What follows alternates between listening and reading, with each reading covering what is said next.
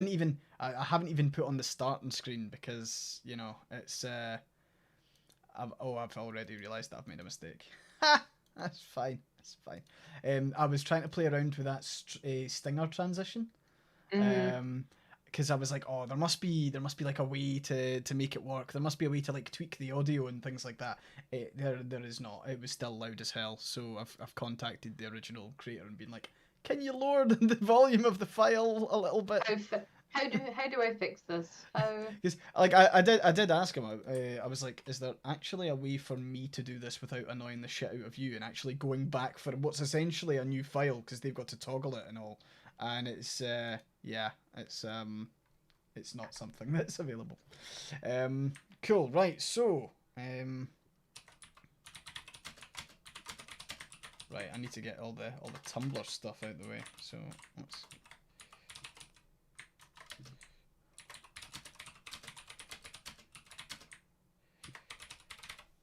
Sorry, you're gonna hear my clicky keyboard for like the better part of That's 5 minutes. You've not done the Twitter one yet, have you? Nah, I've not done that yet. What is? Oh, I got a new washing machine. I'm like, what the hell is being singing a song?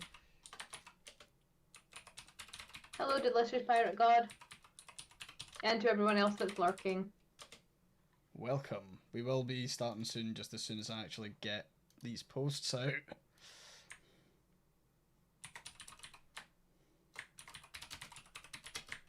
I'm gonna call these episodes. Do you think that's fair? Yeah. Yeah. I'm now high-key aware of how much I fidget when I'm trying to sit still. Like after last week's stream, I'm like, I really fidget a lot. So I tried very hard the other day to make myself sit still, and I'm like, I can't do it. Nah. It was terrible. I was like, no, I'm like, no. Nah, we discourage trying to not fidget on this show. We It fidget, was just so funny. Fidget to your heart's content. I had literally just done a ADHD questionnaire where they were like, oh, do you fidget? And I was like, no, I think so. And I was like, God damn it. Son of a bitch. They use that as means to say that you don't have the diagnosis. So I was just like, So I'm gonna have to redo it. Sorry, since filling out this form, it turns out I fidget a fucking lot. I've seen myself on a 3-hour stream. I do not sit still. It's just like here's and here is the proof. You can just send them the link. They'll look at the 3 hours and go, yeah, nah, you're fine. Good, here's your meds. Diagnosis based off watching the stream as well. Cool. That is it now up on Twitter, but like Twitter. The link between Twitter and Twitch's kind of hyperlinking capability is delayed massively. So apparently me and Joy are playing Halo Reach on Legendary at the moment. Don't know why. It should say if you want. It should say just chatting actually. If it doesn't say just chatting, it does say that. Yes, we did flip this week, but the reason for it is I'd kind of clocked it and Sky also clocked it, but it's nice because like Joy looks slightly towards the middle and I look that way, so it just kind of made sense to do it. So now it's like a campfire chat with I and Joy. What more could you possibly want? I feel like we need a banner up the top as well. We should maybe do that for next time with the AyeSphere. And you've got to show off the t-shirt, Joy. You've got to. This is going to become a segment. What's on Joy's chest this week? It is. Hopefully you can see. Canonically bisexual. Just to the drama I was getting this week, I thought I'd double down on being as obnoxious as possible with it. So, yeah. So that's my new T-shirt. It's from if anyone wants it, it's from Nerdy Keppy's new collection that they have. Why am I not in focus? There you are. Here we go. There you go. Perfect. But yeah, people do suck ass pretty much on Tumblr. People show their asses in my inbox fairly often, and this week was very much. I mean, are you really bisexual if you're married to a man? And I was like, yes, that is the definition of bisexual is that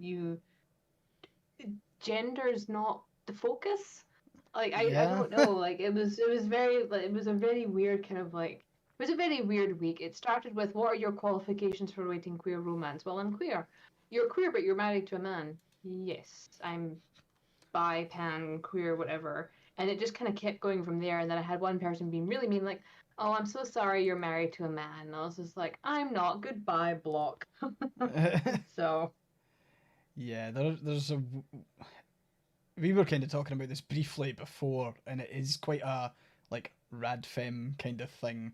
it is. It's a very like turf line. I mean, I know that kind of we could obviously talk about like kind of gold star lesbian sort of stuff, as We well. can, but it's such a rad femme talking point to be like, "Oh, you've chosen to be with a man when you could be with a woman. Oh, you must be like a traitor." And it's like, I'm sorry, are we in The Handmaid's Tale? Like, what is what is this? Like, Yeah. but yeah, I decided to be petty and double down with my new T-shirt. So Good. And for any of the anons that are watching this stream, fuck you. exactly, Right. So we've got a whole bunch of stuff that we could talk about we do. today. I mean, like, basically, all of them are just problematic celebrity men, really. Yeah. Kind of, yeah. In before I gets a cold star lesbian ass. Well, My favorite tweet was, "I'm a gold star bisexual. It doesn't mean anything. I've just been very good this week." That's good. That's good. But I suppose one thing that I've been kind of getting like all day on Tumblr is just Jamie Oliver. You know Jamie Oliver? Oh yeah. I had to look that up because obviously, blessedly over here, I am removed from him.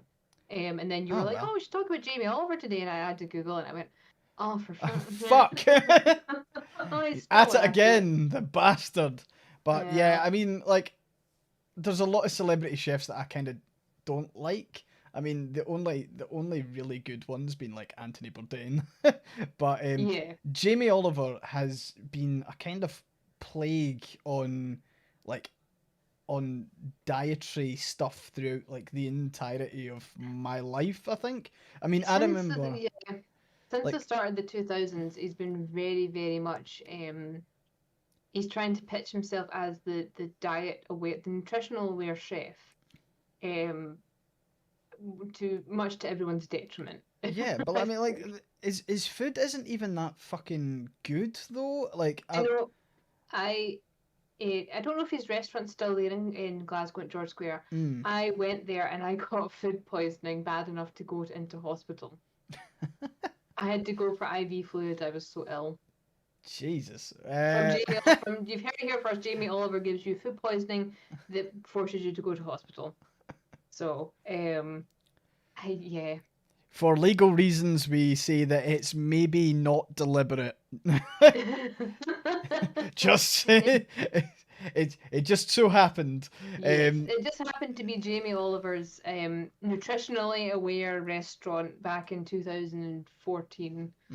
So, But I mean, like, it's just it's an interesting one because I remember growing up and it was a movement actually. Like Jamie Oliver's like health campaign, I think got into I would say nearly every single like mum's head in some way, right? yes. Because I remember my mum, and she really does regret it. But like she started being quite conscious about what she was feeding me and my sister, and it like in hindsight she's just like it wasn't important then. Like the important bit was the food, and I remember there used to be like a yogurt thing called a Froop. Do you remember that? Oh yeah, I remember And fruits. they were great because it was like yogurt in a long packet, and you like squeezed it out at the end. It was wonderful.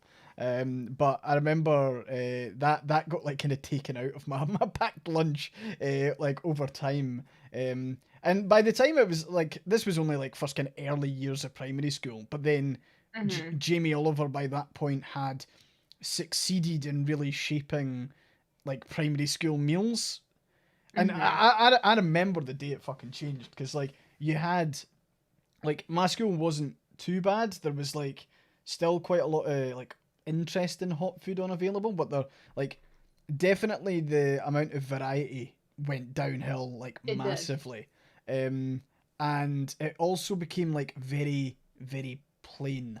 Like it was like when I think of chili con carne, I now think of like a chili con carne that I would make, and I would like spice it up and all the rest. But like primary school kid chili con carne, you're essentially just eating like mince with a tomato sauce, you know. And they weren't even putting salt in it because he did this whole Ah, campaign about how salt's really bad for you. And mm, hello, the scientist. And the I remember that specifically because I started feeling ill when that happened, and it's really funny for me because we now know that I have POTS, which means I need salt, otherwise my blood flow doesn't stay where it's supposed to. I don't absorb liquids and everything else the way I should. mm, And I started getting ill when a lot of places started removing salt from things. So obviously, huh.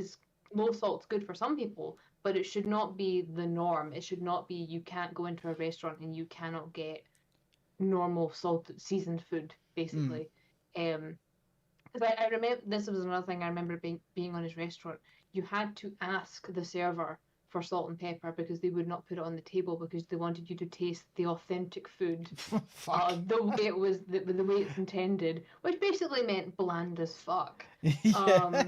So it's But like yeah, that's why I'm on Tumblr for the salt. Yeah, the salt on Tumblr is for the soul, but I actually I literally sit with like salt in a jar that I put into my water periodically, otherwise I will faint.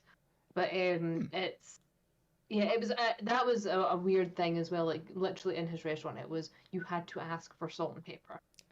that's fucking odd. God That's help you if you wanted ketchup. I mean, no, thing is, we got ketchup for our fries, and it was not ketchup. It was just basically tomatoes that had been mushed down. I'm going, mm, that's not ketchup. yeah. There's but like I just feel like that's his kind of like approach to food just in general. And like the weird thing is that he's doing the whole obviously at the moment he's pushing the 2 for 1 meals. He really Hmm. hates the idea of a person being able to buy a 2 for 1 pizza, right? Which for a lot of maybe like poorer families is a way to actually feed the family because you're getting a Hmm. pizza for free. And that might also be like the leftover pizza. It might be if you're able to spend money and get 2 large pizzas, that might actually feed the family for, a day or two. If you're able to split it out, you share one pizza, Hmm. you put the other one in the fridge, you reheat it or whatever. Um, but he's kind of started this war, and it's weird because you see so much of like food policy in the UK has like really been born out of him.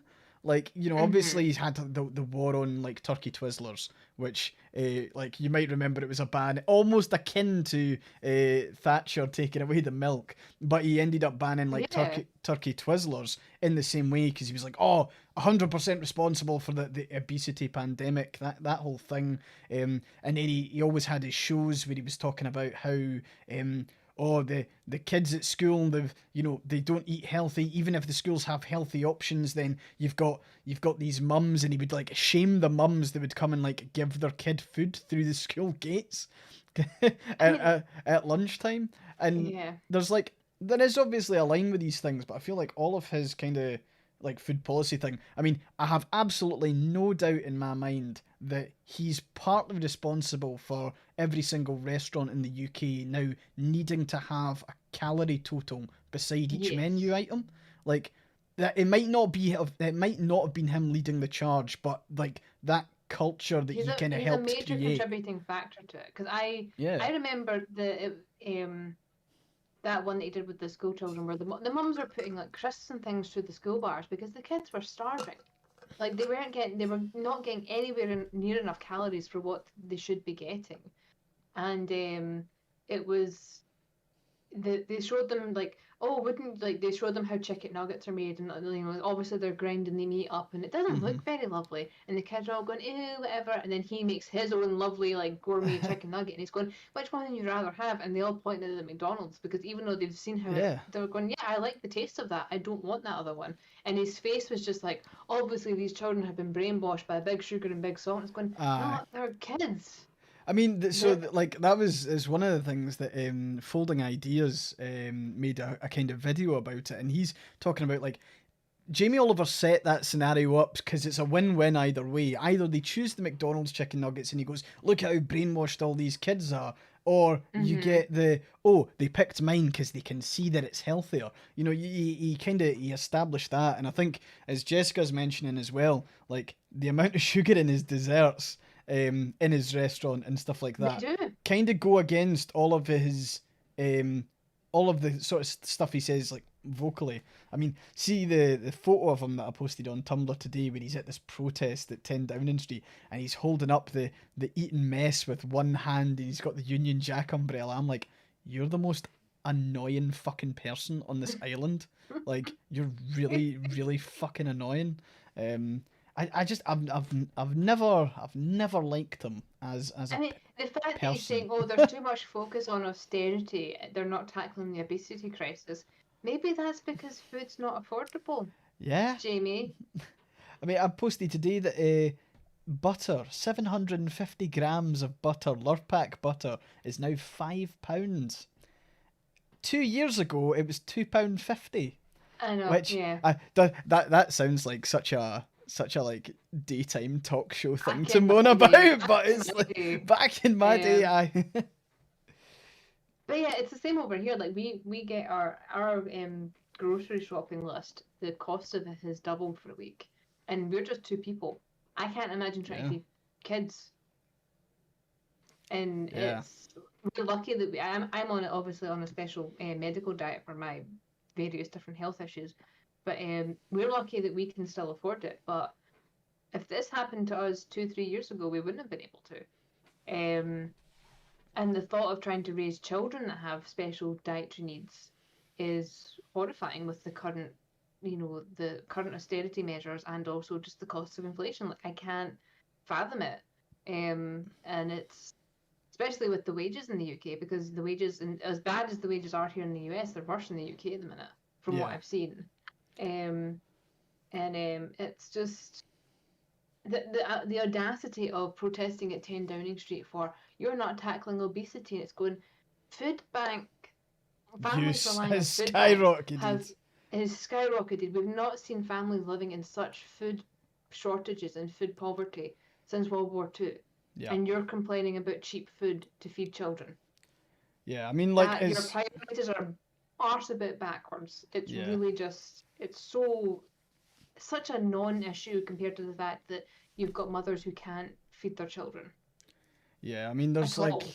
there's so many factors to pin it all on like people making like poor choices. You have Tories saying that it costs 30p to have a meal, and then they go out and they go to Waitrose and they scramble the stuff they get for 30p for a meal, and they make it and they say, well, imagine eating that every single fucking meal for 7 days a week, 3 times a day, 2 times a day, even 1 time a day, you're gonna get bored as shit. Also, sorry, at Sweecan please tell me how to pronounce that, because I could say at Sweecan or whatever it is, but please let me know. Might end up having to actually turn on slow chat mode because I'm like lots of stuff. Really fast. I'm struggling to see a lot of the comments. Yeah. Let's see about that. I wonder slow mode, and we're gonna go with a 5-second one just for now, just so I can actually keep pace. We can read. If it gets better, then we'll be able to kind of speed it up. But I mean, like if you think about there was a opening of a new food bank recently in the UK where the Tories were all smiles and all celebratory as they snipped the ribbon to open up the food bank, and then the fuckers had the audacity to host a buffet at the opening for the group that were doing the opening, might I add. It wasn't a everyone come to fucking sample this buffet. It was like, oh, we've opened this new food bank centre. Let's all wine and dine. It was very much the king and queen eating at the top table while the peasants they get the scraps from the table. Yeah. Very just so showing your colours and also showing where you regard poor people. I mean, literally just it's. And then you look at Jack Monroe and the hatred that fucking hell that they get is just unbelievable compared to Jamie Oliver is a twat and everything, but he's lauded by all these people, and then you have Jack Monroe who's out there calculating the cost of comparing between store brand baked beans, because of what she did. They brought back the store brand value stuff because it was families need these things, and it was their activism that brought those affordable things back. And the hatred that Jack gets is Oh, I unreal. know. It's so But toxic. It's so awful. that's It the makes me thing, is feel so like bad every time I see it. all these like money saving people. And just sorry, before we jump on, Delicious Pirate God, thanks so much for gifting a sub to Jackie. Jackie, I hope you enjoy your emotes. And Forget Canon, thank you very much for following me. Hope you're doing all right. And AyeSphere, that's your name. Sound. I'll roll with that. But yeah, kind of back to the kind of the Jack side of things, and it's similar to the guy who also does money saving advice when it comes to utilities. The guy, was it Martin Someday? I can't mind the name off the top of my head, but he he had to come out and publicly apologize because he lost the rag at the off-gem energy people who are like hiking up like gas and electricity prices at the moment. Yes. And yeah, Martin Lewis, that's it. And he had to fucking apologize because he had some strong words. But it's like these people who are making these decisions to like fleece the fuck. I mean, like, people are gonna have to decide between heating and food. That's been a thing for a very, very long time in the UK.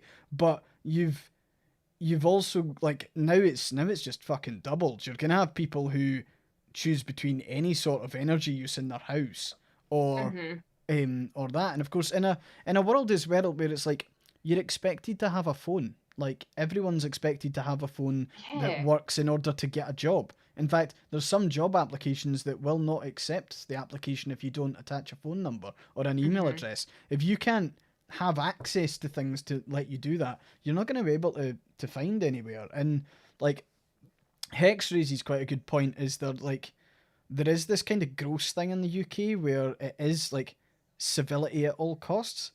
And is probably more of a cultural thing.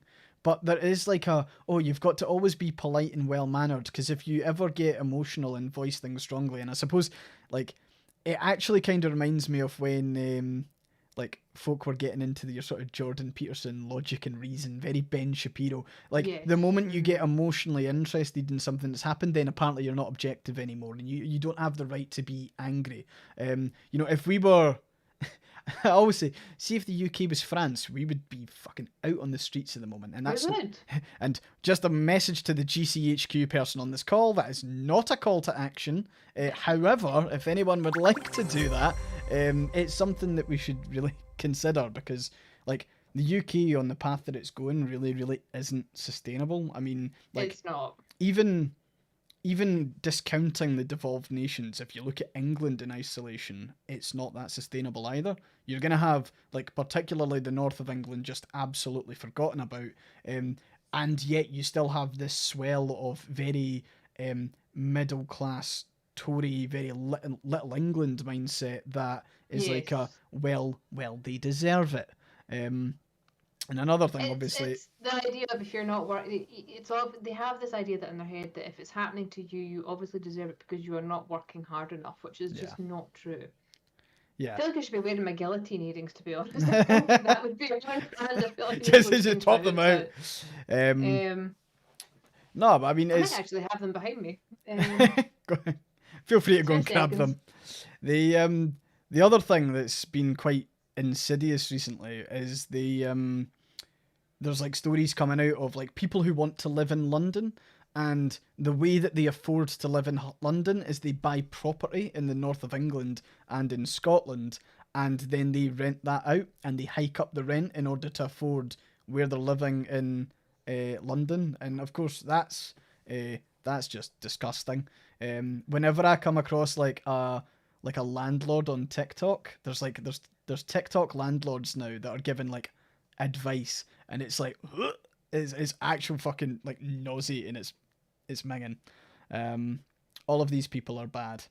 Gabs C200, thanks very much for the follow. Hope you're having a good time. But yeah, it's fucking evil. Do I go for solid black or do I go for the glitter guillotine? That's the question, chat. You decide.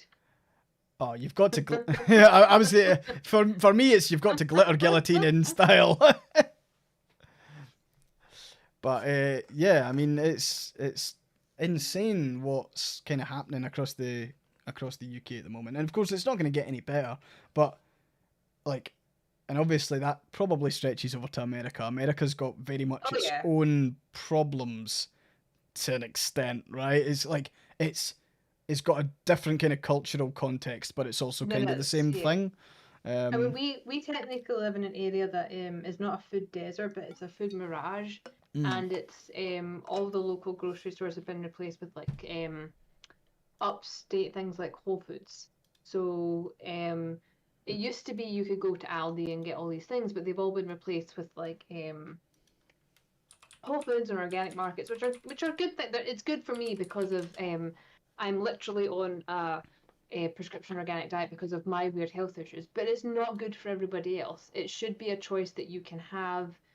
That if you know, food needs to be affordable, and living in a food mirage is very weird because you technically you have grocery stores within walking distance, but you can't afford anything inside yeah. if you are not middle to upper class. And I live in an area that is nice, but it's mostly young families. And I don't know any young families that are not currently struggling. I mean, what's And the thing it's about? There's obviously been a massive thing about baby formula recently in oh, it's America. awful. Like, what's the The, deal with that? there's three, I think it's three big companies, and they've all basically formed a monopoly, and they've created an artificial shortage basically. Great. And they were voting on legislation to try and make sure that all children had access to baby formula, and every single Republican voted no. The reform is only happening because every single Democrat voted yes. But how can you possibly say you are pro-life and then say, nah, well, babies don't need food protection. They don't need To, guaranteed food. to me, that is like in a microcosm. That is literally the Republican Party and the kind of pro-life movement enshrined. Yeah, Like literally, the second you pop out the womb, like it's you're cut off. You don't deserve fucking any yeah. sort of support. Pretty much. And it's Survival of the Federal Boots, fittest, yeah. fuckers. Uh-huh. You know. As Federal Boots just pointed out, it was they neglected to inspect their equipment, so the formula ended up moldy, so it was recalled. So it was the further laxening of the food standards, and Right. Trump did a lot of very, very bad things to our food quality. Yeah. They allowed for there's a current thing happening where they're changing the ingredients for a lot of things, and so things that you would normally be buying for like allergen reasons, um, you are no Changed longer over. guaranteed that Mm. you're no longer guaranteed that certain medications that are over the counter are no longer guaranteed to be like gluten free, which is nuts because wheat is one of the hugest allergies. It's one of the top five. So I was buying my usual painkillers off over the counter, and I noticed that the gluten free symbol was gone. Mm. But what if you didn't notice that? You'd possibly end up ill from your medication. I knew that I had to get antibiotics at the start of the year, and I had to stress them like this: the filler cannot be wheat based at all. Mm. It cannot be wheat based at all. And but we can use rice or we can use corn. I'm like, we'll use the corn one for me. But then again, if you have a corn allergy, then you have to make sure when you're talking to them, like, hey, make sure that this is, you know, but they don't, they've taken away a lot of regulations here, and it's been awful for the food standards, which has Yeah. also led to increases in prices because there's a food shortage because things are spoiling, or they're not getting picked up properly because all the workers are still ill, It's like they've created an artificial shortage by just a host of really bad choices to try and like yeah, cut corners and all the rest. I mean, to be honest, the policy that you're kind of describing is almost like they've taken the approach of like early Frostpunk putting sawdust to like pad stuff out. yes, yeah. It Which can, is what a lot of our shredded cheese here uses powdered cellulose to make it not stick, which is basically just tree pulp. yeah, So it is, ugh. it's It's getting you know, there, you know. it's getting there. And that was the one that, when I obviously I'm a very unique situation with the Mm. amount of food allergies I have is ridiculous. But for me, I'm allergic to a lot of the fillers and preservatives and all these things, and um, a lot of the fillers and preservatives that are in use over here are banned in Europe. Oh. So when I moved here, my health fell apart because I was suddenly being exposed to a lot of things which are problematic for my immune system. Um, I and think, it's a real they further deregulated it. I'm going, the only yeah, way to know what's in your food is if you're growing it yourself. And yeah, good luck being able to do that if you don't have the time and the means and also the income, because it's also expensive to start a garden. yeah. I mean, I think one of the things that, like, for a lot of the people who are maybe in Europe in the chat, like, there might be at least four of us. But, like, I think that's one of the things that we find it really quite difficult to understand. I mean, obviously, Brexit's changed things, like, massively in the UK, but Yeah. you have, like, us getting tomatoes from Italy and someone in, like, the northeast of the US getting tomatoes grown maybe in California, the actual distance of travel is much bigger. You know, it is something that Mm-hmm. I think, like, a lot of Europeans obviously struggle with the concept of how big America actually is, where, like, you can probably drive through multiple European countries, at least in mainland Europe, in the time it takes you to cross, like, Texas, for example. So, like, the like food provenance is obviously, like, a big thing as well, like where food actually comes from. And if it's stuck on a fucking train and it's like on a train for a week to get to the shop in New York or wherever it is that it's like Mm-hmm. actually purchased, you run the risk of obviously it going off on the journey, it obviously not as fresh, all this kind of stuff.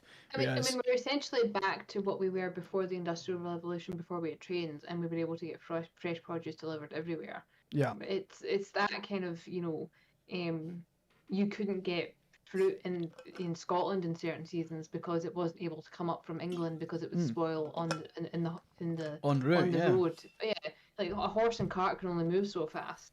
Yeah. And then the trains and refrigeration really altered that. And yet somehow we are now in 2022 and things are being left for so long that we are back to the age of spoilage during transportation. Yeah. And it's mind-boggling. Yeah, and it's like, it's that kind of capitalism, almost like self-inflicting that damage on itself, that is what's causing all this. Like, I mean, another thing that I think's quite I've always found quite apparent in, like, the US. Like, I dare say like, it happens elsewhere in the world, almost definitely. But, like, I always think that a lot of people who join, like, regulatory bodies in the US, like your FDA or like any sort of group Hmm. like that, they use their high-ranking positions in there to score positions in the private sector, where suddenly you're working for, like, the enemy team that Yeah. the regulator's supposed to be the one keeping in check. And I find that quite fascinating. So you could, like, be head of, like, a particular a regulatory body for, like, a state or whatever, and then suddenly you work into, like, the kind of, well, as Lovely Scientist puts that, lobby government revolving door, where there's Hmm. gonna be backhanders. I mean, politics and business, there's always gonna be that kind of thing, and it is just corruption, which, like, at the end of the Yeah. day, is just corruption. There's no way to kind of dance around it. Um, Sorenji, there's been a big push for deregulation in the US over the food industry. Like, it's to me, it's just kind of like, I've I feel like common sense, right? There just seems to be, like, there's, like, we're actively making decisions. I say we, not us. Like, there are Yeah. people out there actively making decisions that go against all sort of common sense. Hmm. Like, yeah. I mean, Oof. it's basically just if you wrote it in a novel, which I have, people would call it ham-fisted. They would say, "Oh, that's too on the nose. No one would Aye. do that." And I'm going, "This is the This. reality we live in. This is not made up. It's based on this. Like it's, yeah." Yeah. It was one thing when I've been doing Hunger Pangs was people have been kind of joking like since its inception, I've been like, oh, I've accidentally predicted all these things. But you're not really predicting it. You're just reading the room and drawing the likeliest Yeah. conclusion from what's happening because it's not even cartoonishly valid. At one point I would have said the things that are happening is the kind of thing that you'd expect to see in a Saturday morning cartoon. Aye. We're at Is we're at that point where the villains are just that, that fucking blatant? yeah, and it's Speaking of just so villains, frustrating. Speaking of villains, Elon Musk's had been having a normal one on the old Twitter. Any Elon Musk fans in chat? If they are, feel free to fuck off now. Just... I mean, I find it absolutely like fascinating how there's so many people who like worship this guy. You'll go get your dad, forget Cannon. Well, you go get your dad and you can listen to two Scottish people tell him to fuck off. Is it not funny how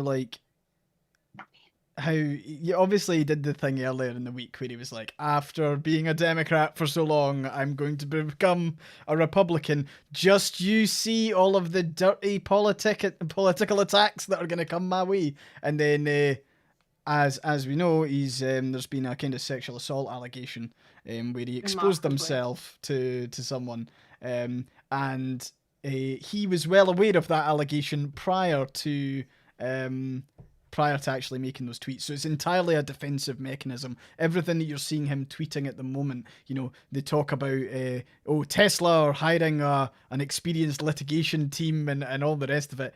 All of that is very much like protective PR, and it's just unbelievable. I mean, how telling is it that he knew this was going to happen? He's like, I know, I'll just say I'm a Republican because I'll just blend in with everybody else. That's unreal. That's the fucking thing. I mean, I was funny. I saw there was a thread on Twitter today that was it was a woman who went back and looked at all of the Me Too kind of main players. So Neil deGrasse Tyson, someone who said, "Oh, my life's been ruined by these allegations."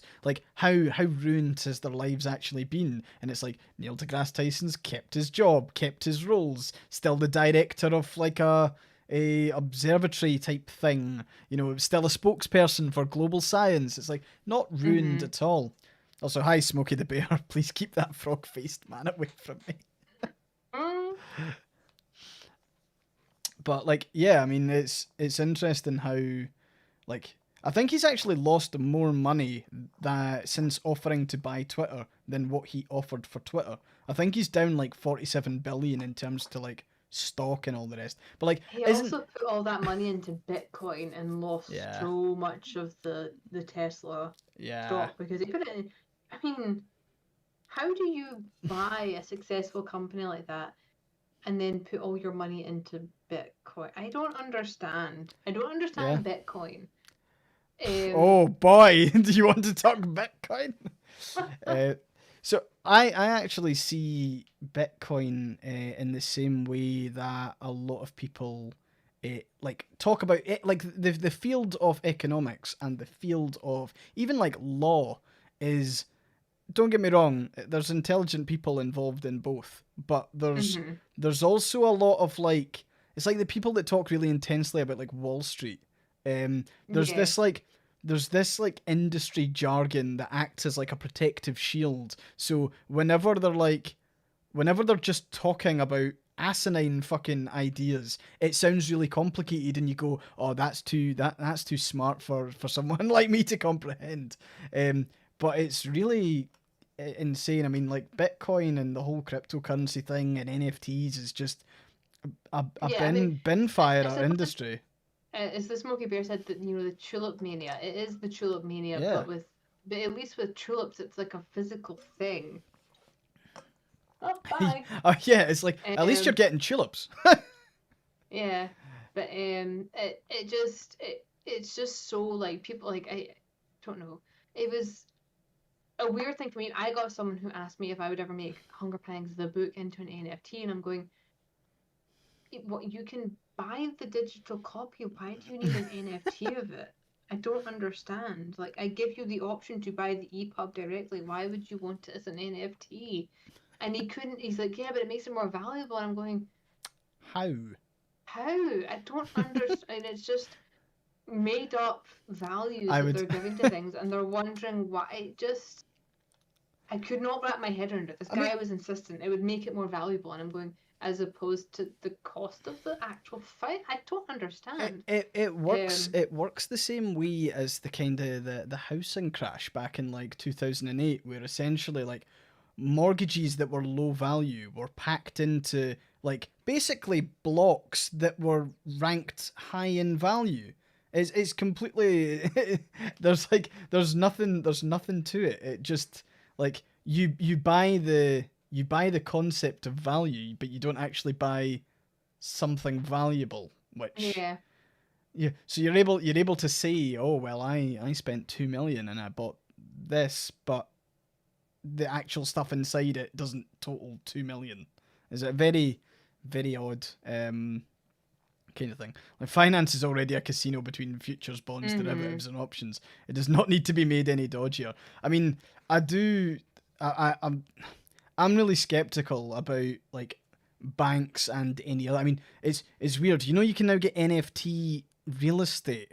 You know, that's a thing in the metaverse. You can now buy. I can literally feel myself getting a headache. Like, we can just... totally avoid this conversation and spare us all. But you can in the metaverse you can purchase digital real estate. Where it just sounds so It sounds like Ready Player One, except worse. Well, worse. It sounds like I'm in Ready Player One, and you're talking about you can buy digital houses in the metaverse. I don't want to be in this reality. Yeah, it just doesn't sound real. It doesn't sound real. None of it sounds real, and that's the problem. It's not tangible. Like, it's I do kind of wonder like how much of what the heck is metaverse? So metaverse is the kind of I mean, it's existed in like a whole bunch of like concepts for like a long time, but it's recently became like a big thing because obviously Facebook stole the name of a company called Meta, and they decided to try and basically create something called the metaverse, which is like the digital world where people will interact and people will go to the shop in the metaverse and buy produce and all the rest of it. And it's if you've seen the film Ready Player One, it's basically trying to mimic that, but it's doing it in like a really fucking insidious and like horrible way. Somehow even more dystopian than Ready Player One. Yeah, it's This is the worst timeline. We are literally worse than Ready Player One. Yeah, I mean the thing is like at least in Ready Player One they actually had semi-cool technology that people want. I mean, like if any of you ever played like Club Penguin, it's like Club Penguin crossed with like it's like club crossed with finances. It's Club Penguin crossed with like scamming crossed with like the me, you know, the Mii's from like the Wii shop, like that kind of thing. It's the more you try to explain it, the more I'm just like, no, I can't.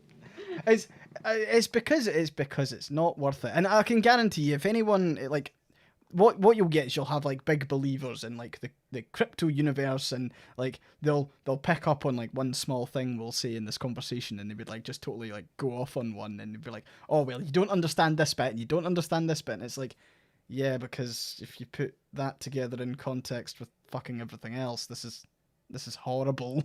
It's a horrible idea. Please don't let us do it. And it's funny, Sharkoquin, because you do mention that like Tumblr is this kind of last bastion. It's because this shit deserves to be ridiculed, right? This does. Like people deserve to be like bullied for it, right? And I mean like like cyber bullied. I'm not meaning like go and fucking harass them and threaten them or anything like that. But it's like I find it really hard to be super sympathetic towards a lot of the folk who go, "Oh, I've been scammed.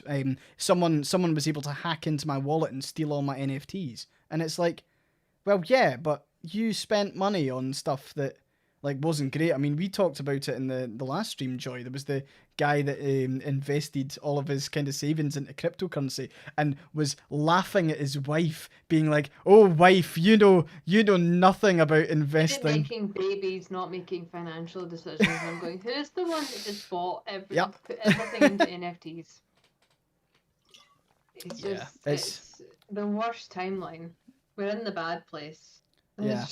We're in the bad place. But I mean, the good thing is like NFTs are in free fall. However, I did see that they're planning on coming out with a new name for NFTs, which I believe is soul bonded tokens, which I think it's based off like a World of Warcraft thing, right? But soul bonded tokens are basically they're not transferable like NFTs. So NFTs, obviously, you can send an NFT to someone else and transfer that for a fee. Soul bonded, it's attached to an account, which just means that like it's moving it up a level.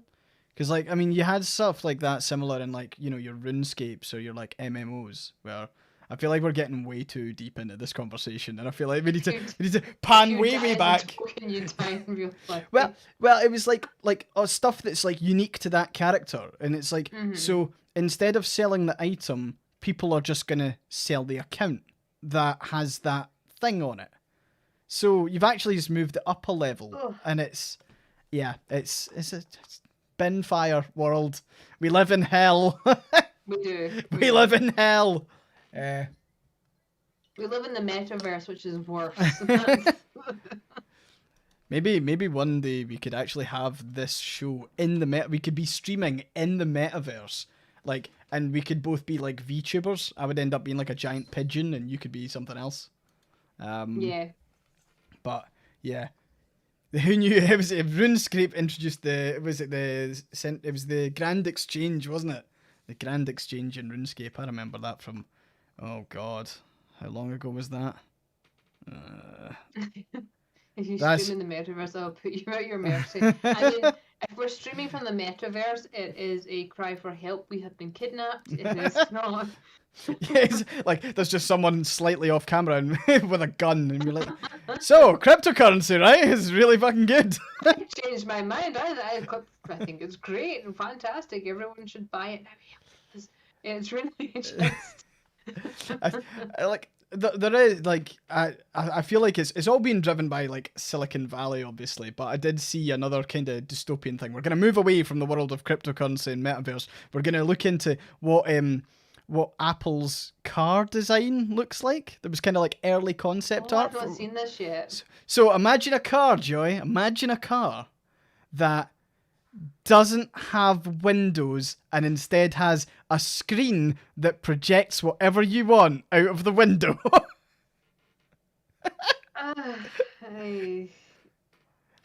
It looks like their mouse. Does it charge on the bottom too, like their shitty mouse does? That's what it looks like. I have one of those fucking mouses. So do I. Like, so do I. And there is for those who want to know, because you can't charge it. That is the charger point for the mouse. So if you're charging it, it literally sits like this. Your wireless mouse has a bottom charger. Get a top charger at least. We're still talking about mice. But yeah. It does. The car does not. I mean, is it so that we don't see the devastated land as we go past? Is that what this is for? It totally, like, it reminds me of those like apocalypse shelters that have like, they go like really, really deep underground, and then there's like the TV panels inside that like you can look out on a field of like green. Which the moment the show, it's so 1984 where you're looking up at screens for everything because you can't see the outside world. Is Apple planning for something we don't know about yet? Do they know something we don't? They're like, you're not going to want to look out the window anymore. It's fine. Just look at our screens. Just watch Apple television as you drive. Yeah. I mean that's essentially what it is. I mean, people are gonna think. Sorry, now that we're talking about vehicles, I feel like we can come full circle to Tesla. Did you see the Tesla? Yeah. Did you see the Tesla car on fire? Another one, or is this an older one? There's a Tesla car it was like this week, and it caught on fire, and it was like literally burning. Like I think the battery was like goosed or whatever, but like the car doesn't have a fast way to get out of it unless you read the manual. So you know how when you're in a car and you know how like most cars work when you're sitting in a car and then you go, oh, how do I get out this car? And you look and there's a handle on the inside of the door. Yeah. Think again. It's different in a Tesla. You get nothing. You have to fucking as your entire car burns, it locks you in because obviously the thing that's on fire is controlling the car, and then you need to pull up a YouTube video on your phone and For fucking fuck's sake. you either know this well in advance or you've quickly YouTube going how to escape Tesla vehicle. And it's like, oh, if you click this obscure door release that's done by clicking this button several times, you'll get out. Do you know, I googled Tesla car fire and there's results for almost every day this week and it's different cars. It's like as Hex is saying, yeah, you're actually you can get cremated as you're locked inside your burning vehicle. Save money. But then there was another thing, obviously, when there has been issues with Tesla cars. Apparently, Elon Musk's been getting people to sign NDAs for free repairs, which, to an extent, you can see why that would be an attractive deal. Let's say you spend money on a Tesla, and then there's a glitch that's like absolutely game breaking, and then you go in and they say, oh, we'll repair it for free, but just don't tell anyone that you actually needed it repaired. All of a sudden, you're saving God knows how much. It might be like $2,000 or whatever. How's there not a recall? I just saw Shark McQueen's comment, which is otherwise your chart body is Platinum funeral cremation. Aye, it's like so. Yeah, you either get to keep the ashes in the wee sealed pod that you get inside the car, or you're ejected from the vehicle and into the wind. Oh man, we're all gonna die. But yeah, it's grim. it is. It's fucking grim. What else has been happening? We've covered Jamie fucking Oliver. And we've covered Jamie fucking Oliver, his new official name. We've covered Muskrat. You said there was something about John Mulaney, Tumblr's darling, if I remember correctly. Yeah. John Mulaney is he's cancelled. He's cancelled. He allowed Dave Chappelle to open his show for him, and Dave Chappelle was making all sorts of transphobic and homophobic. He also made a disabled joke as well about someone who's sitting there with their service animal. And John Mulaney laughed, clapped, hugged him, and said, "Thank you so much for coming. I'll have to have you come back next time." So yeah, John Mulaney's not a safe person anymore. There are some people who are saying, there's some people that are very happy on the notes on Tumblr going, "Oh, well, I never liked him." Well, good for you. That doesn't help the current people who thought, the trans people who did think he was safe, because up until fairly recently, he has projected himself as being a safe space for LGBT people. Yeah, I mean, as you say, he was never really like my cup of tea as like a comedian, but like I think just judging by what I saw from Tumblr, I think everyone kind of regarded him as like a guy that you could watch, and like I think some of his stuff's actually like not bad. Like it's like you would say some of his stuff's actually progressive. I don't know if he's like as progressive with what his content of his comedy is, but he just seemed like he's not going to say anything like terrible. We're now realizing a lot of it has been through just because he's not saying the awful things doesn't mean he's not actually believing them. Yeah. Which is Feral Butch is saying there's been a lot of, the Jewish community has been kind of like, some of his comments aren't great, especially about his now ex-wife who... Oh dear. That was, I mean, a big part of his act was how much he loved his wife, and then out of the blue he divorces her, goes into rehab, gets remarried, and now he's has a baby, and now he's doing all this kind of more conservative, that sort of, I don't know, it just seems as if he's either had a bit of a personality switch, which can happen with some rehabs, especially when some rehabs are very right-wing geared. A lot of it is salvation through assimilation. So I have to wonder if that is part of it, or if he's just finally showing his true colours.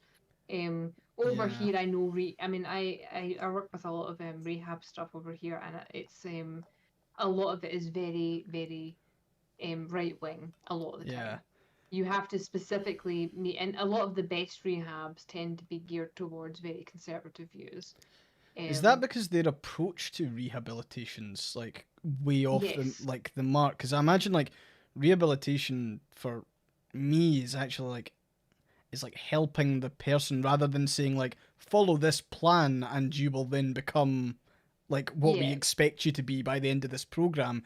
And yeah. it's more, I mean, who knows? But like, would you say that the right wing stuff's maybe less consultative with their approach to rehabilitation, and it's more like follow this and tick the It's more boxes? It's more indoctrination, but as other people Hmm. are pointing out, he is still a full-grown adult with agency. His Yeah. addiction makes him vulnerable, um, and it's probably just exposed him to certain things and made him more comfortable with perhaps parts of himself that are should be challenged. Hmm. But it is a lot of rehab over here is very religious themed. It's not very kind of it does gear towards the indoctrination side of things, and that does have an effect, and it's not an effect that we should be talking about, but it's also kind of this is still a full-grown man with agency. He Yeah. made choices. He has chosen to follow those rules, and now he's just showing his ass for everybody to see that. Oh, actually, he's not a safe person to be around. Hmm. Um, that is It's, part of the war on drugs. It's a big whole move by the conservatives to kind of like if anything other than complete rejection, and your recovery is based on how strong of a person you are versus actual treatment hmm. a lot of the time. And that's been an Right. issue with rehab for a long, long time, is that a lot of it is things like AA fail spectacularly if it's not paired with appropriate treatment outside Yeah. of that. And a lot of these rehabs are just fancy AAs with a lot more religious. I mean, AA itself has a lot of religious overtones as well, but you can find ones that aren't, but it's still very I don't know, it's from the things that I've read and seen, it's very kind of everything is very, very faith based, and you would Hmm. struggle to find something that is impartial with that. See, um I always wonder because I think like it's quite interesting. I'd say Scotland now. There's more non-religious people in Scotland mhm. than religious people now, and I think that change has happened, quite. I kind of want to say quite quickly. I mean, it was just like Sunday school was still like super super common when I was growing Yeah, it up, was when I was growing like, up. Yeah. and I think like I think a lot of people are now like opting to select like non-religious, and of course, like I embarrassingly I've spoken to I think I've spoken to you about this a couple of times, Joy, but like I feel like nearly every single guy at some point, I like a lot of the guys I was surrounded in high school, we all kind of went through the like the edgy Reddit and atheist kind of phase, Mhm. which is 100% a pipeline. Actually, it was like It looking is. looking back on it now, it was 100% a pipeline to your Ben Shapiro, Jordan Peterson type folk. Like, and it's weird because like one of the guys that I knew for quite a long time, he was really into like the atheist thing. I was kind of like I was atheist light. I was kind of getting into the arguments. You'd look on YouTube and it was like Christian gets owned by atheist in audience, like really like the Mhm. facts and logic and all that, like really really cringe stuff. But like he got into actually reading like books like The God Delusion and like Christopher Dawkins and all that kind Yeah. of stuff.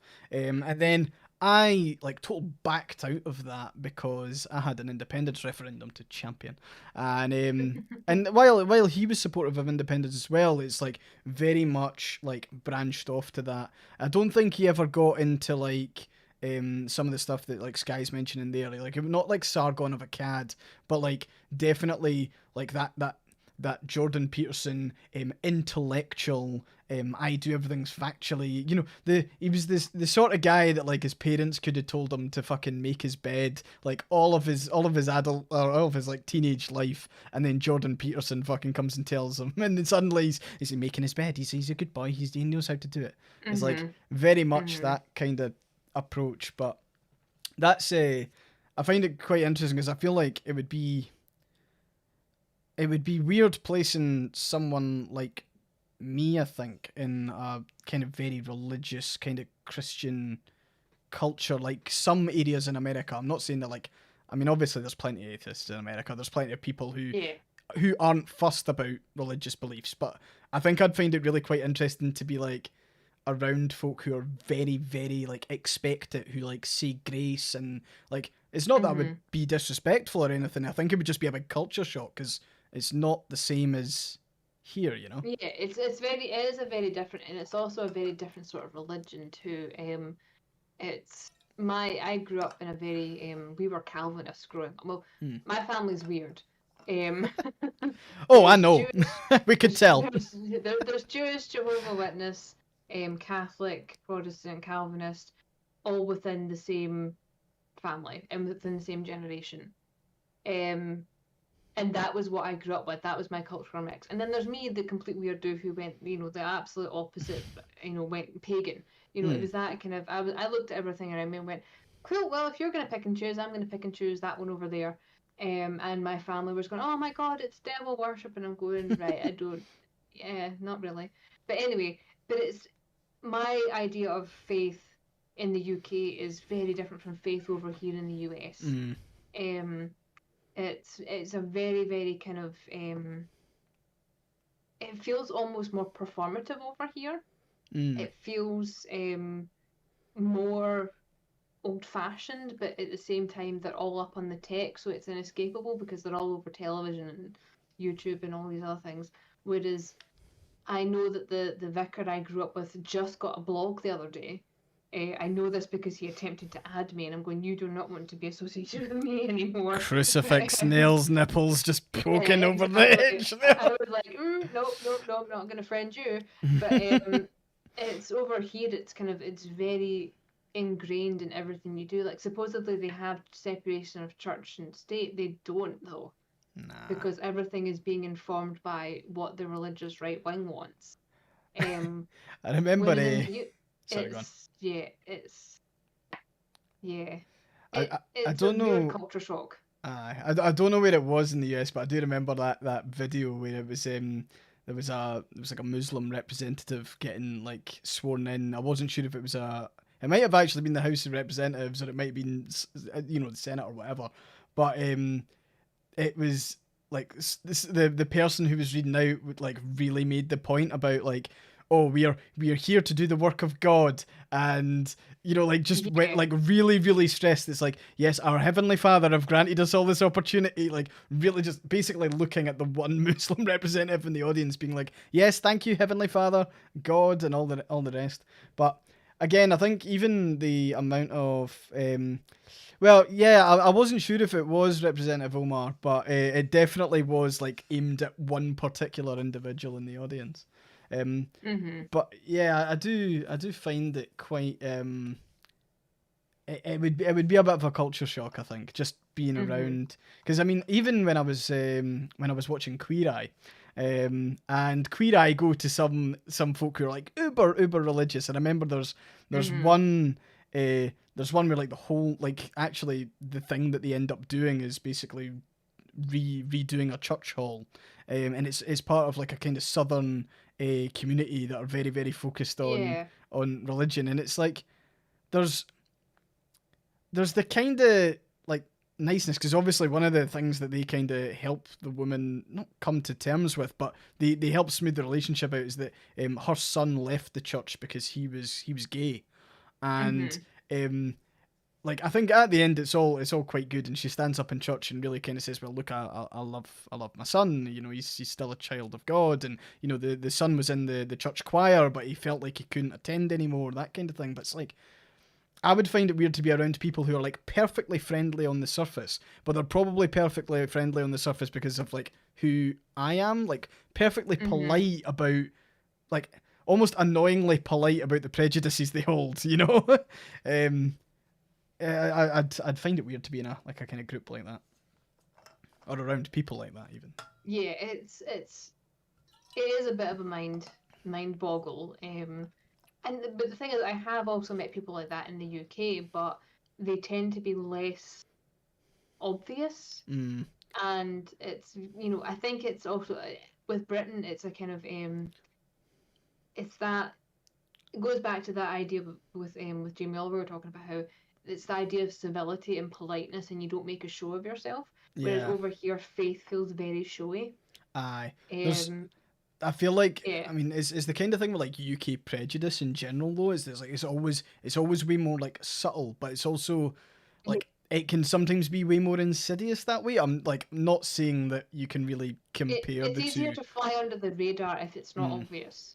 It's Yeah. easier to find yourself in a situation of going, well, yeah, everyone here seems perfectly nice. They're not, you know, not making a song and dance about it, and then you get the offhand comment that makes you go, right, this isn't Mm. actually a safe space. Whereas I feel Yeah. over here, at least the flags, you know, if there's a Like lot of flags yeah. everywhere, that's your warning sign that you're probably not in a very good, you know, left leaning area, shall we Yeah. I say. mean Um, it's something that I know that I'm always going to be like learning, but I feel like there's there's a lot of like underhanded like racism and like homophobia and stuff yes. like that that like I think I'm slightly better at like recognizing it now, but it is actually really quite difficult when you come from where like everything's really quite underhanded, particularly in like Scotland's not quite there, but it's getting there. But I think like across the UK, like there is still a lot of like underhanded racism, whether it's like racism, anti-Semitism,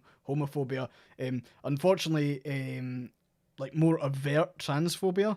I would actually Mm-hmm. say that like the problem is that the overt transphobia ends up actually just being underhanded homophobia, biphobia, and all the rest of it. Because like with the and to be honest, there's also a racist undertone to a lot of the open transphobia. So it's like if you look at transphobia in the UK, transphobia is a wedge issue that is being used to basically hit all of those boxes. Sorry, Mm-hmm. Staten Island System and Dr. Phoenix, thank you very much for the subs. Hope you're having a good day and hope you enjoy your emotes. See you later, Katie. Nice seeing you. Hi, Katie. Um, but yeah, I think like there's a lot of things on transphobia in the UK where it's 100%, and again, I can't really be seen as an authority on it, but it's like it's they won't stop at trans people.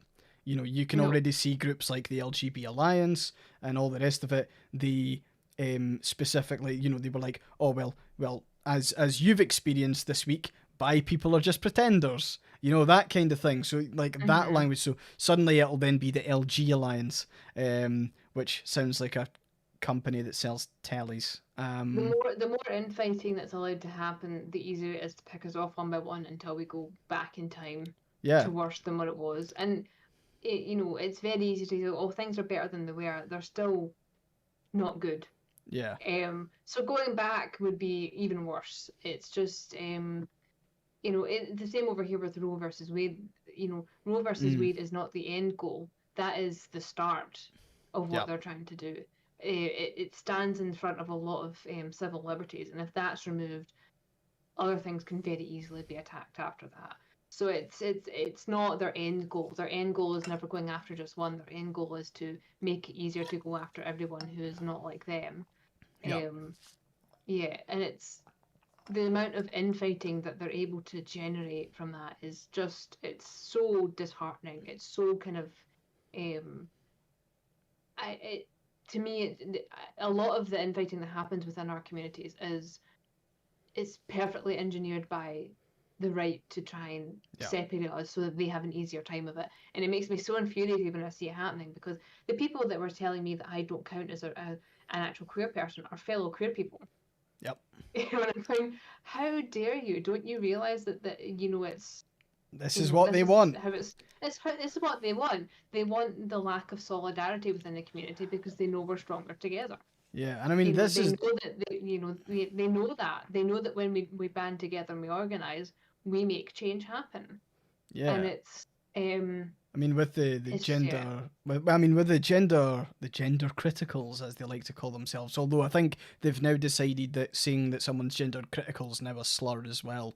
So it was TERF because they called themselves TERF, Yes. and then they decided that was a slur. Then they switched to gender critical, and now because they're being called gender criticals, or GCs, they now think that that's a slur, and they want to rename. A bit like NFTs switching to something else, Yeah. Enough bad press about it because they look ridiculous, but it's like those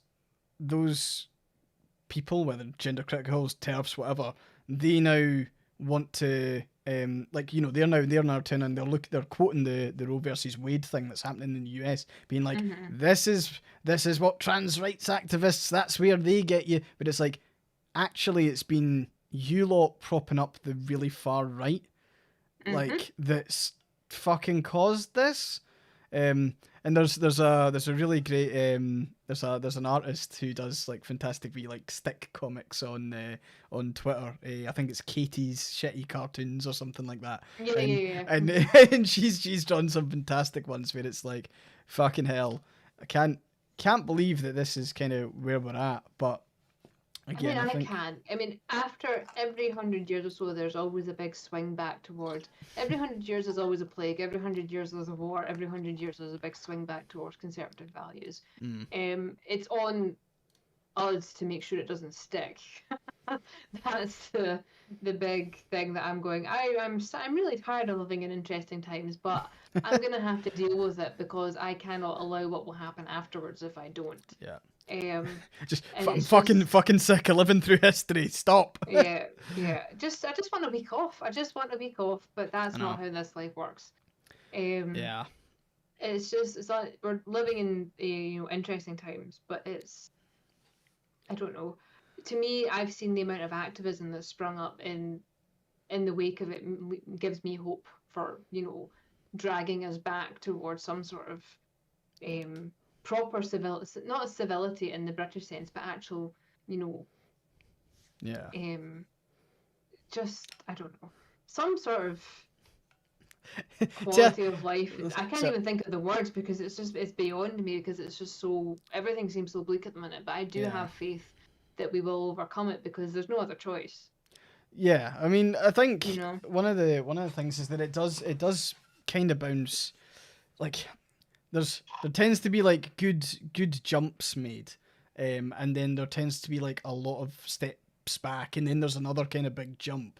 I feel like at the moment a lot of countries are like capping their own ambition, like across like all kind of policies. Because I mean, one of the things that I find really really frustrating is that like I see, like, again, this is the Scottish nationalist in me talking, but like Scotland performs at its best when it's doing really, really ambitious progressive policies, right? And I think the moment we get too risk averse, the moment we start going, oh, what if, let's really consider what like really bad faith actors want. I mean, the whole thing about the Gender Recognition Act reform in Scotland and the wider UK, see if the plaster had just been fucking ripped off and they went and they put it through. Like, there wouldn't have been this big swell of, like, people now taking sides in the ongoing, like, culture war or anything. It would have just been a fucking tick in the box and it would have been fine and people would have been better. And now I'm getting so many things. I now need to shoulder press. God damn it. But I think, that's one of the problems is that, like, when Scotland introduced minimum unit pricing for alcohol, and as a for anyone who's not familiar with Scotland, Scotland's got historically has had a big problem with alcoholism, right? And like a significantly large one, like a large part of that was kind of down to like Thatcher, and like Thatcher tearing down industry pushed a lot of people into alcoholism, and that effect is actually kind of carried on. But what we did was we introduced minimum unit pricing for alcohol, which means that obviously alcohol is measured in units. Then there was a specific amount that a unit had to cost, right? And the reason why that was brought in, and like people were like, oh, it's going to make, it'll make alcohol skyrocket in price and you're going to really, really piss off everyone. But it was like, it was specifically to target a problem in Scotland where you could buy like 3 litre bottles of cider, like 3 litre bottles for fucking pennies, and it was like Yeah.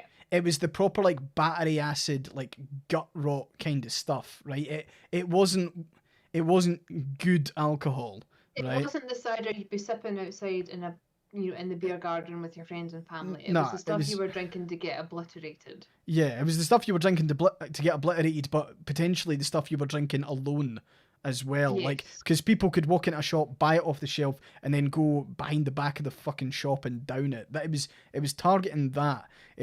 Funnily enough, it wasn't targeting alcohol-related crime. It was specifically targeting the health issues caused by people getting absolutely blutered on really, really cheap alcohol.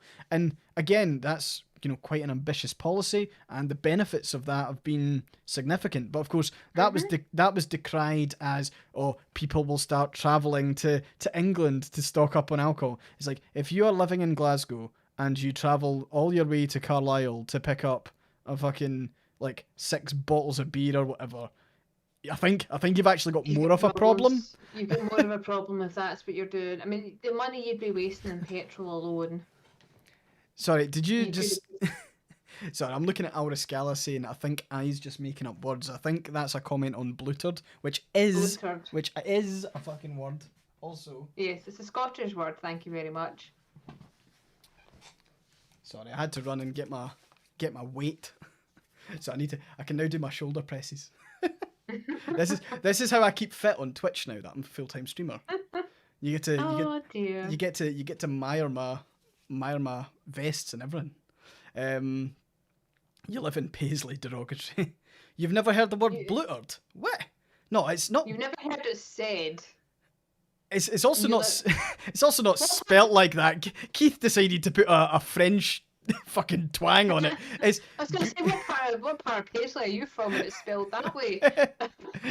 It's like the Champagne region of Paisley. is blutered. It's just another. It's one of the many old alcohol related words for steaming and all the rest of it. So I can put this down now. I've done my. You've done your shoulder presses. Done my shoulder presses. Redeemed. Exactly. I'm fine. Oh. Thank you. Sloshed, swole for Scotland. That's pretty much me. From like here up, the rest's we don't talk about the rest. I did both shoulders. Joy can vouch. I did watch him do both shoulders. Actually, my goal is just to have one.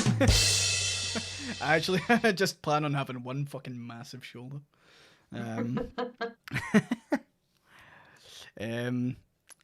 Your mind went to blue turd. Great. Oh, right. So, does anyone have any questions on any of the nonsense that we've spoken about so far? Because we always bounce off chat. See, the sound alerts are now working. See, I can't hear them because I've got the chat muted so I can hear you. So That is a good idea. I'm watching the alerts go across the screen and it's just like, yeah, that must be noisy. Honk if Thatcher's deed. Thank you for my earrings. Yes, I put them in especially for this stream. My glitters guillotines. Honk if Thatcher's dead. Yay. Oh, I did my first Blaze post. I got rejected from my first Blaze post, but I also got my first Blaze post. That was good fun. The shirt, in case anyone hasn't seen it yet, is canonically bisexual. So there you go. That's free advertising for Nerd Kepi. It's now confirmed. High fashion. I like those earrings. I do. I've got other ones. Like, I forgot I have my costume jewelry in my office with me. I have. A lot of people are typing in questions. I have my bat ones that I could also. My lovely vampire ones. Oh, nice. How did my Blaze post do? It was actually not too bad. So the first one that I did was like just a series of statements, and I've yet to figure out which one. I reckon it was probably the J.K. Rowling one that ended up. You don't want J.K. Rowling to sue Tumblr. Yeah. But yeah, it was my first one that I tried was like Scotland should be independent, the UK and the British monarchy shouldn't exist. J.K. Rowling's a transphobe, Maggie Thatcher's dead, and something else. And yeah, for whatever reason, Tumblr didn't like that. They did, however, accept the Scottish independence one that I did, so that's fine. So, um, eye rings. Oh yeah, there's a shop actually opposite where me and Jessica live, and they have put up Jubilee decorations, as in like window Jubilee decorations, and I don't think it's like a chain. I think it's like someone's very much made the decision to like put it up, so it's like fucking Union Jacks and just minging this. Did he get a good reblog like ratio on the one they accepted? Yeah, I mean, like to be honest, I think Blaze is a tough one because, like, I don't know how it would have done without Blaze is the problem. From my perspective with Blaze is people don't really like and reblog them, but they do interact with things if it catches their interest. Because I know when I have links for my Blaze posts, I don't get a lot of interaction on the post itself, but my external analytics that I use for tracking where sales come from got a lot of interaction. So although Tumblr doesn't report into it, Tumblr doesn't actually give you a full breakdown of analytics because they do not track the data, which is nice. From a user perspective, not so much if you're a company. And you either get, you don't get you might not get the same likes from reblogs as you would say you get from a viral post or whatever, but you do get a lot of people seeing it. But that doesn't always mean they interact with it. Yeah. But when I have the links from my books and stuff in there, people are clicking the links. They're just not necessarily clicking the post. Right. So that's kind of the way I see it with Tumblr, and I prefer it that way because it means Tumblr's not tracking anyone's data. So I mean, that's kind of like I prefer it that way, to be honest. Yeah, it definitely works. Like, obviously, you've got a website that you can direct people towards, and that'll generate like sales on the back. But like, if it's a shit post from me, it's probably not something I'm gonna actively pursue until I release like a very specific form of merchandise that you will all be able to buy. But yeah, I mean, because like I unfortunately run into the issue where every single post I make on Tumblr's a banger anyway. So boosting one with Blaze, it's hard to tell.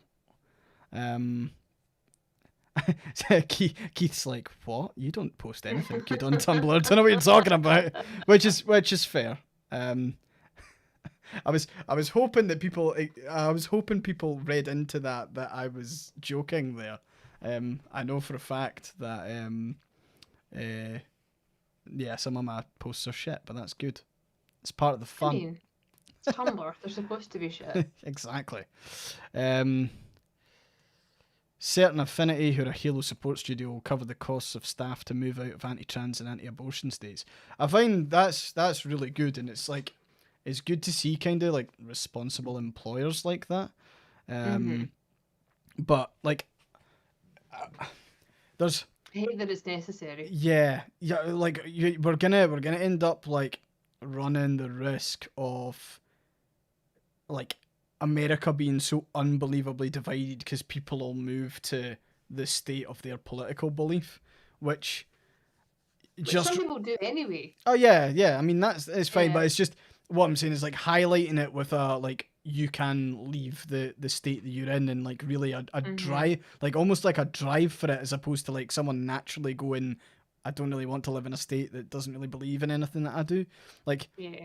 I mean that's actually something we were talking about at the minute, because our friends moved to Florida and they love it, and my health actually improves when I'm in Florida. But I don't want to live in a red state. I will not move. I will not. No, I will not do it. I'm a Victorian lady, except I need to go to I need to go to Florida instead of the seaside for my health. But I will not move. I will not move there because it is a red state. I won't do it. Yeah. But that's my privilege, that I can be in a state that is a blue state. Not everyone has the luxury of being able to choose where they are, and that's the problem. I mean, America's just, America is a bunch of small countries pretending to be one big country. That is the Yeah. big problem for a lot of these places, is that they want their own autonomy to the point where they don't like the government. Yeah, They don't like any government. They want to be their own thing, you know. So I heard, Um, I heard something. I read something that apparently, do do states have the ability to create a law in that state, but also make it a federal crime if it's committed in that state? so I Because don't know. I, I because think so, so but I'm not entirely sure. the reason I ask is because I had heard something about if it was something about, obviously you've got some states that are like banning things like IUDs and all the rest, or like, you know, maybe I'm just getting my American kind of politics right, but as far as I'm aware, you kind of lose the right to vote if you commit a federal crime. I'm not sure if that extends to committing any crime, but like Only federal crime if recognised by federal law. yeah, Okay, yeah. so but I'm guessing it's not just like if you commit a crime in a state and then you leave that state, it's not like you lose the right to vote, right? It's only you lose the right to vote if you commit a federal crime, right? Yeah. Right, okay. No, I was I mean, obviously that's where they're probably wanting to take it, is that they would want to establish, you know, that kind of anti-abortion thing as a federal crime. At the moment, it's happening at that kind of state level. But if they were to make that, you're potentially going to disenfranchise anyone who's convicted of, you know, whether it's, you know, whether it's actually having an abortion or whether it's, you know, IUDs or any sort of like birth control. I mean, like, I know that it's like people were kind of being like, oh well, you shouldn't be comparing it to Handmaid's Tale, for Handmaid's Tale is a work of fiction, but like banning any sort of birth control and stuff like that is fucking getting there, you know. I mean, there's people. It's like the express train to it. Yeah, there's folks in court. As Soranji is saying, folks in court over miscarriages already. I know there's one woman I know of is in jail for a miscarriage because they classified it as illegal abortion because she, for whatever, they made up something. I think it was she didn't seek medical attention right away. And it's going. She lives in America. Of course she didn't. Yeah, I mean, it's fuck, it's horrible to fucking read actually, because like yeah. I mean, obviously, like when I posted on Tumblr about the kind of my stance. Everyone kind of knows how I feel about abortion, and to be honest, it's never been a controversial topic to me. I mean, like, I'm massively supportive of like buffer zones. There's a problem in Scotland at the moment where you've got protesters that are able to basically camp outside centres for where people go and you know, as family planning clinics. They're allowed to basically sit out there with all their signs and yell abuse and all that shit. But and buffer zones would at least allow, you know, fair enough, give people the right to protest, but absolutely don't go harassing anyone that's fucking like going in for medical treatment. But in America, like that changes to actually arguing for the very right to go and like get an abortion, which is just a completely different, like, you're not even arguing about the logic. You're actually arguing with people's like core philosophy, which makes it way harder. Because like there's not many people sitting on the fence, I would say, when it comes to like that kind of debate. Because it's like you either believe that, you know, people have a right to choose, or you believe that forced birth should be a thing. And you know, it's either whether you're pro-choice or whether you're anti-choice, and that's the end of it. I would find it difficult to enter a conversation where you can actually persuade someone to think the other way, until of course it happens to them or one of their loved ones, and then all of a sudden abortion's absolutely fine. Crack on. It's fine for them because they see them. There's a huge hypocrisy within the anti-abortion movement, because a lot of them are fine with getting it for themselves because they think of themselves as the exception, because, oh, I was sensible, this just happened to me, but everyone else is just a dirty baby killer. You know, there was an argument I saw the other day about how oh well, a woman who's had 10 abortions And it's going, where are these statistics coming from? Yeah. Who do you think is using it as a form of Birth control. Yeah, like no, but like, you know, I think that's another thing is like lots of people, like for a lot of people, an abortion's still quite a traumatic thing. You know, it's It obviously is. going in for a procedure. It's not something that someone does lightly, and it's definitely not something that someone would do in lieu of, like, you know, wearing a condom or taking the pill. You know, It's a medical procedure. It should be protected as such. It is not a moral choice. It is a yeah, medical procedure. It can be an individual moral choice, but it cannot be, uh, a societal one. yeah. I mean, Charcoal makes a And good point. Don't give a fuck if people are using it as birth control, but I think it's it's one of their key arguments is that people are, yeah, and it's very, very rare that like someone would willingly do it. Now there might be some folk who do see it as a form of birth control, and that's another thing. And you know, whatever, crack on. But I do think that there is a bit of like, oh, that is the that's right arguing point. The right is, yeah, oh, these people are so irresponsible and they do this because it's fun and they just don't want to take responsibility for it. That is their arguing point. I agree. I don't give a fuck what reason you're getting an abortion for. I don't care how often you do it. I don't care how much you need it. I don't care. I don't care. It's your body. You do you. That's yeah, it.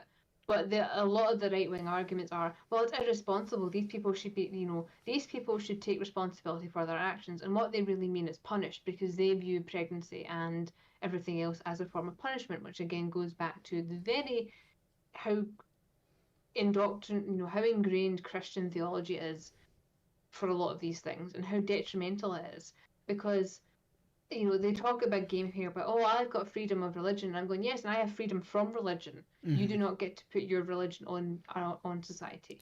yeah. Religion is a personal choice. It is not a Yeah. societal one. It is a personal choice. It's like that And classic it's thing that's like, if your religion prevents you from doing something, crack on. If your Mhm. religion has you telling me not to do something, that's a different kettle of fish, you know? And the thing is, it actually banning abortion actually violates Jewish belief. Mm-hmm. So if you turn around and say, well, we're banning it for religious reasons, you need to specify which religion you mean because there are plenty of religions that do not care. And in fact, they actually enshrine the protections for it because they know it is necessity. Oh, I feel It's like just, we're close to getting into the Judeo-Christian conversation, which oh, I know, I've I'm not prepared for that I today. know about this. No, we won't. We'll leave that for another time because it is like exhausting, but it's We can funny. literally talk for hours about that, and I don't It- think I've got the will in me to do it right now. It's okay. We can move to something happier. We can Yeah. also talk about happy things on this channel. Can't be doom and gloom all the time. This is the It's just and the week. It's just the week we've all had. Everything's yeah. just I opened the news the other day and I looked at the front page and I went, nah, and closed it. It was just like I can't deal with this right now. But every single day this week, there's been someone else being a complete tosser, and just Yeah. making life unnecessarily difficult for everyone around them. Is there any happy news? Yeah, Eh, I've just finished. This is my first full week of full time streaming. So Yay! hooray! I did it. We managed to survive, and it's obviously still not 100% ironed out. I'm still ironing out the kinks. We had a massive issue with audio throughout the week, but I believe that all of the sound alerts and notifications and all of the rest has been fine. What games am I looking forward to this year? Oh, okay. So, good question. Because there's some games that I'm not going to be able to play this year because they're going to come out on PlayStation before they come out on PC. Mm-hmm. But I would love to play Horizon Forbidden West. And I would love to play. I would love to play Thor. Not Thor. I would love to play God of War Ragnarok, which contains Thor. And so that'll be good. But there's also there's a couple of games actually that I'm really quite looking forward to. I'm gonna boot up my Steam wish list because there's like a bunch that I've got like marked out. It's like this will come out this year.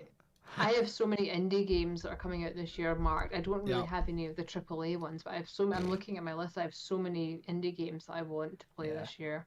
AAA is dead. Pretty much. um, At least in my eyes. I believe Frostpunk 2 is scheduled for this year, but there's been no word of a release date. I think it'll be they did late that this with the year. first one too. Yeah. Other games that I would like to play this year, there's a game called Terra Nil, which looks really, really good. Terra Nil is like a lovely little like pixel eco game. That's the terraforming game I'm telling you about, Curly Wench. So it's a lovely wee like eco terraforming game. So it's like you start with like a desolate landscape, and then you like grow water and grow water. You grow grass, and you like get rivers flowing again, and then you use like wind power to like basically recreate the world. There's a game that was released that I'm actually going to be streaming this week, folks. So it's called Vampire the Masquerade Swan Song. It's kind of like a Telltale game.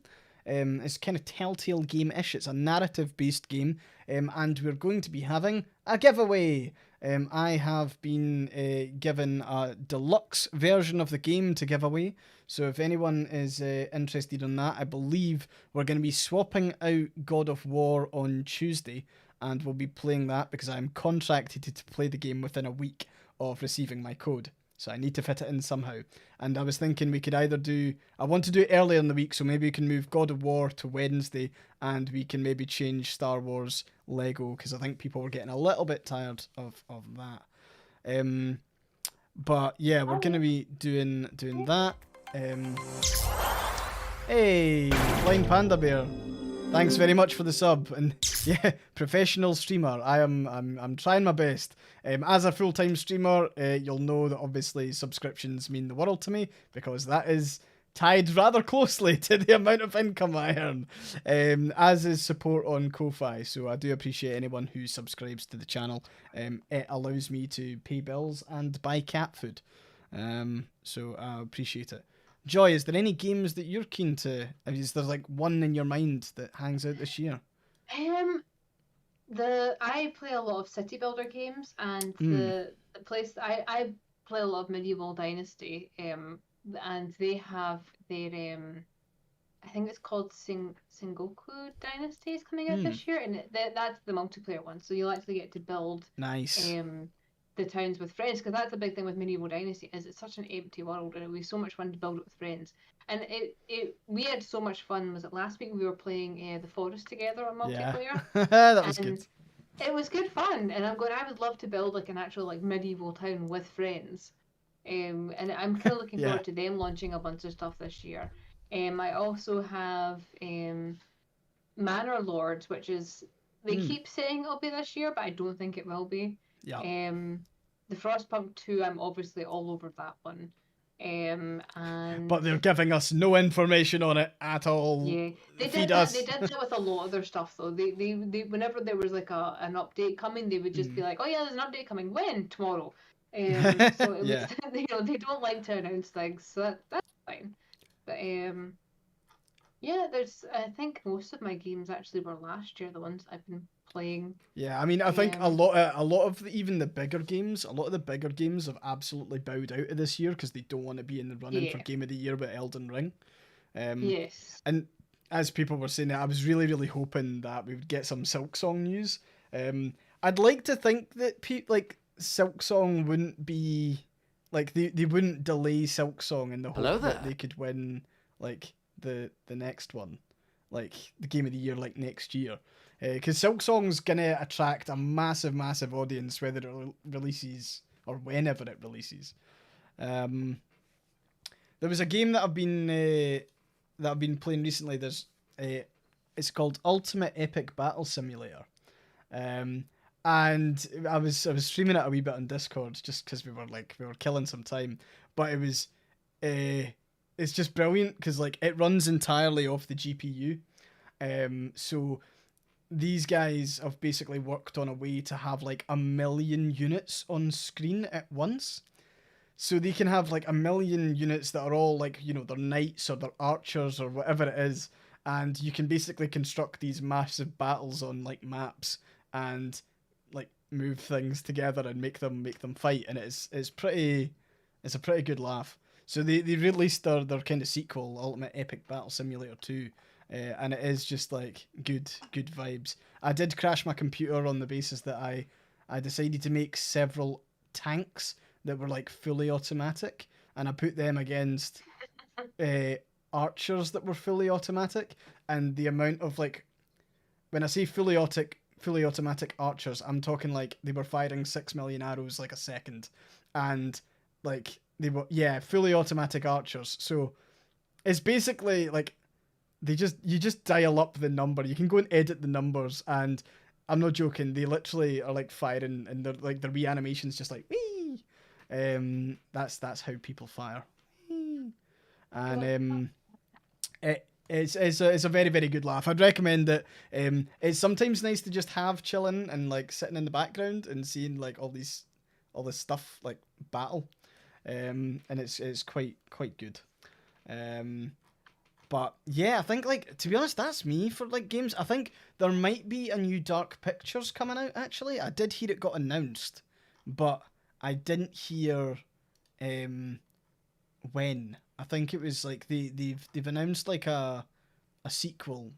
Like they're on their 4th one now. Obviously it's good because there's like never any like, well, there's not a massive amount of continuity, so it's like its own story that they can do. The Devil in Me is what it's called, and it like it'll be a good laugh, like regardless of like what it is. You know, it's a horror game. It's always fun to stream.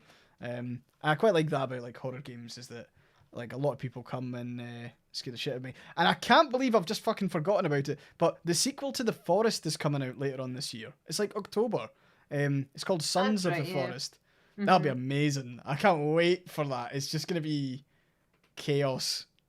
Horrendous chaos. It will be, but it'll be fun. Yeah, it'll be good. Thanks for sharing, Sharko. But yeah, I mean, I think I don't really know what else is coming out. I mean, what's happening on the AAA side of things? Because there's no I think there is a new Call of Duty coming out, but there's no like Battlefield. There's no like Assassin's Creed, thankfully. There's no. I'm just trying to think of like where are all the AAAs? I mean, and to be honest, this is my worry now, because I feel like lots of the AAAs that were supposed to be coming out in like the end of the year are actually now the January February window just seems to be like constantly like done. Like it's now like that's becoming the time of year. Originally it was like November, December launches, but now it's like January, February. So it's quite a weird change. Death Stranding 2's coming out.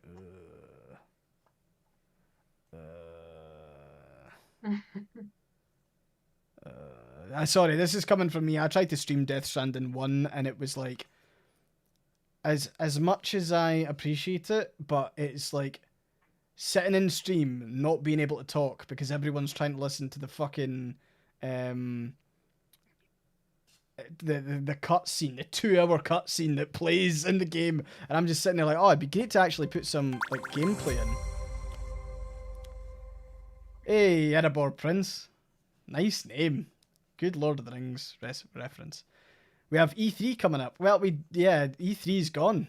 There is actually no E3. I think there's lots of companies doing their own showcases. Obviously, Xbox and Bethesda are going to be doing one, which I hope will be quite good, right? It'll be good, I think. I have to hope so. Yeah. Also, I'm going to try and do YouTube videos this year. You're going to get your Eye for Scotland annual YouTube video, so like prepare for that. The last one I did was I did do the Crucifix Nail Nipples one. I exported that. So that counts. That fucking counts. But yeah, Todd won't give any news on the Elder Scrolls 6. I doubt it. The Elder Scrolls 6 is so far away from development. It's got another 3-4 years on it. I think, yeah. Because they'll have been working on Starfield, and like, I just hope that Starfield's on the Fallout 4 engine. Oh, I was really, really fucking hoping that no one was about to say that, because it means that Starfield characters are gonna look like Fallout 4 characters. It's gonna be devastating. Why do they all look like Play-Doh? I don't get it. Oh, that's the thing that I look forward to playing, actually. There is a Fallout 4 mod coming out that I will definitely stream, and it's called Fallout London. We're going to London, baby, in the Fallout universe. Yeah, it's a mod. It's a Fallout mod, but it's a mod, so I've got really I don't have any expectations for it at all, actually, because the last mod that I got excited for was a New Vegas mod, and that New Vegas mod had you having sex with death claws, and then the actual modders put in like all of their weird fetishes, including someone who was underage, and it was a big thing, and I now actually don't think that mod's available anywhere. But it was like, it started off okay, and then like anyone who played the mod for like more than the promotional material went massively downhill. It was not a good time. But Fallout London has different factions in it. There's a fascist faction, which I'm looking forward to gunning down mercilessly. They're called the Fifth Columnists. Then you've got a faction that's all based around like World War I trenches, which is kind of good for like a premise. And then there's also like a Knights of Camelot faction. It looks like they've done a wee bit, and it's kind of, it's modelled on the London Metro, and there's metro stations and like there's stuff like that. But yeah, there's like, I reckon it's quite good. If you have the chance, go and watch some of the gameplay footage on YouTube, because like, you know how Fallout has the kind of iconic like intros and the iconic like voiceover with like "War Never Changes." Now, unfortunately, the one thing that always comes about in these is that if you've got a game set in London, then you're going to have a voice actor that really fucking goes for it in like a proper like Brummy kind of. It's Are the chavs done up in carefully preserved Adidas? Yeah. Well, it's very like, yeah, it's either going to be My Fair Lady levels of cringe, or it's going to be I might actually pull it up. The only problem is that like, unless people don't care about the actual video and they just want the audio, but it's like the guy's doing like Cockney like rhyming slang and stuff. It's pretty yeah, it's pretty fierce. So Fallout 4 London voiceover. I'm gonna see if I can find it. Oh no, sorry, I don't have ad blocker.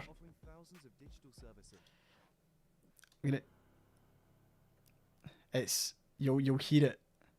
War never changes.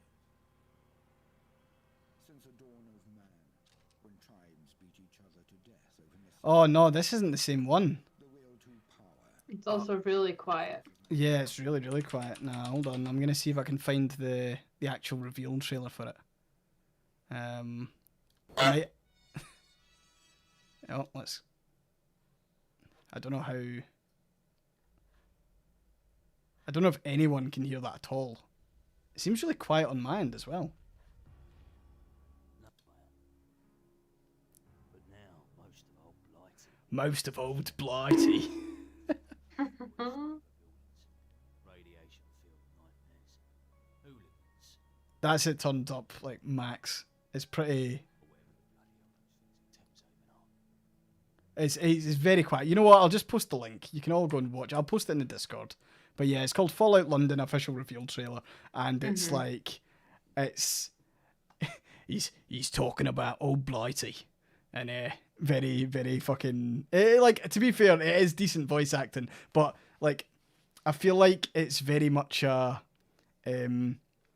Americans would like to design a Fallout London, because it's very like, it's just very talked up. Cinnamon, I am waiting for Dofromantic to be affordable. I know it's only £10, but I'm trying to be careful at the moment. But I would love to play Dofromantic. It's that's actually a game you would love as well, Joy. It's like a Yeah, it's I like just looked it up actually. Yeah, Yeah, it it's- looks like something I would really enjoy. it's quite chill. I think it's like a kind of casual city builder, but it's with tiles. And it's really good. Like I saw someone play it. I think it was Casey. I saw Casey play it last week. And it does look quite cool. So I'm gonna hopefully stream that. There's a couple of games I really want to stream. There's a game that I'm looking at called Mundon, which I don't know where it's set, and I don't know what the language actually is, but it might be French. It's kind of like, is it a valley in the Alps? So I imagine it would be French, but it's like hand penciled, and it's all like there's not color in it. It's like kind of all very, very brown, but also very like just hand drawn, and it looks quite exciting. I'm a fan of skateboarding games. I'm not wild about skateboarding just in general. Like it's cool and all, and I can. In fact, there's a couple of young lassies in Falkirk that are constantly going up and down like the high street with skateboards, and I do pass them. I'm like, that's a cool thing to do. Like you can like proper skating past in like a My Chemical Romance t-shirt, and I'm like, yeah, you're cooler than me. Yeah, you're definitely cooler than me. It's very aesthetically pleasing, Cinnamon, but it's also a horror game. It's a psychological horror. It's dark. It's gritty. So if you want to scare the shit out of me, I'll totally do that. But as you were saying, Staten Island, one of the things that one of the skating games that I did play, there used to be a game on the original Xbox, and it was like Disney Skate, and it was great because you could skate around all of the locations in Disney games and in Disney films. So like you could skate around like Tarzan's like main kind of bit, and you could grind along vines and shit. It was really good fun. And you had to do certain like tricks and all the rest, and there was like objectives down all that, but it was cool. Psychological horror. It's dark, it's gritty, so it's living in West Lothian. That's fair. You're not wrong. You're not wrong at all. But yeah, it was that's a game that would be quite good. And then there's a couple other ones. There's one that I'm quite interested in. It's called This Land Is My Land. I've seen some of that. It's like me saying that, and suddenly I'm a white supremacist. A Native American saying that, and it's a completely different story. But you experience the frontier as a chief of a Native American tribe, and resist the onset of the settlers. Explore the vast world full of hostile humans and animals while defining your narrative through decisions you make. So, like, you can essentially prevent people settling in America. So it does sound like good fun. It's funny. It says similar to games that I've played, The Forest and Terraria. That's the two. And that's actually a game that I started last week, courtesy of Alra Scala, who's in the chat. Alra Scala kindly gifted me Terraria, and I'd heard of Terraria before, but I'd never played it. And holy shit, it's good fun. I'm terrible at it, but it's good fun. It's something that I was like casually seeing how much Terraria could fit into my schedule for streaming like this week, because Just nudging everything else out the way because you want to keep playing it. Yeah, exactly. So I'm like, okay, so I can actually. So we've got a position where that's actually a game that I played last week. I played Turnip Boy. Turnip Boy Commits Tax Evasion. Was the game that I played. That is the title of the game, and it was a wonderful game. It was so meta. It like totally knew its audience. And I say that by Joy. There's a bit in it where it does the full copy pasta of the Navy SEAL copy pasta. Yes. Whereas like I've got 99 confirmed kills and stuff like that. It does that copy pasta, but the character saying it is a piece of pasta. It's a macaroni like pasta just curl. going for that terrible pun, yes. Oh, it's fantastic, and it's like yeah, I've got over like 99 kills in the pasta core and stuff like that, and it makes it like it edits itself to be all pasta themed, and it's just it was wonderful. But like the whole game was just like fucking like references, and it was done very very well. Um, but yeah, I don't have much other games to really think about. There's not. Your the Fallout London reminded me that the people that make Fallen London are Hmm. doing Mask of the Rose this year, Hmm. and it's kind of like if you've never played Fallen London, it's a free web browser game where you kind of like you're in Victorian London, but Victorian London has fallen into literal hell, and it now lives in this weird kind of dimension where demons and vampires and all sorts of things exist. Hmm. It's really fun. It's always been really ahead of like the curve in terms of like gender. Like there was an option I remember back when I first started playing it in the early 2000s. It was are you male, female, captain, or none of your business was one of the things that would come up, and it was it's always allowed for a little wiggle room with things. It's a really fun game that's free. You do have to pay for more energy. It's like it was a mobile game before mobile games were a mobile game. But they're making Mask of the Rose this year, which is like a kind of the they're what's the thing for it? A marvelous romance with a hint of murder. Lose your heart to a stolen city in this game of amorous intrigue. Seek love for yourself or your friends. Help a murdered man find justice and watch out for the bat. It's basically my exact aesthetic I was gonna say. for everything.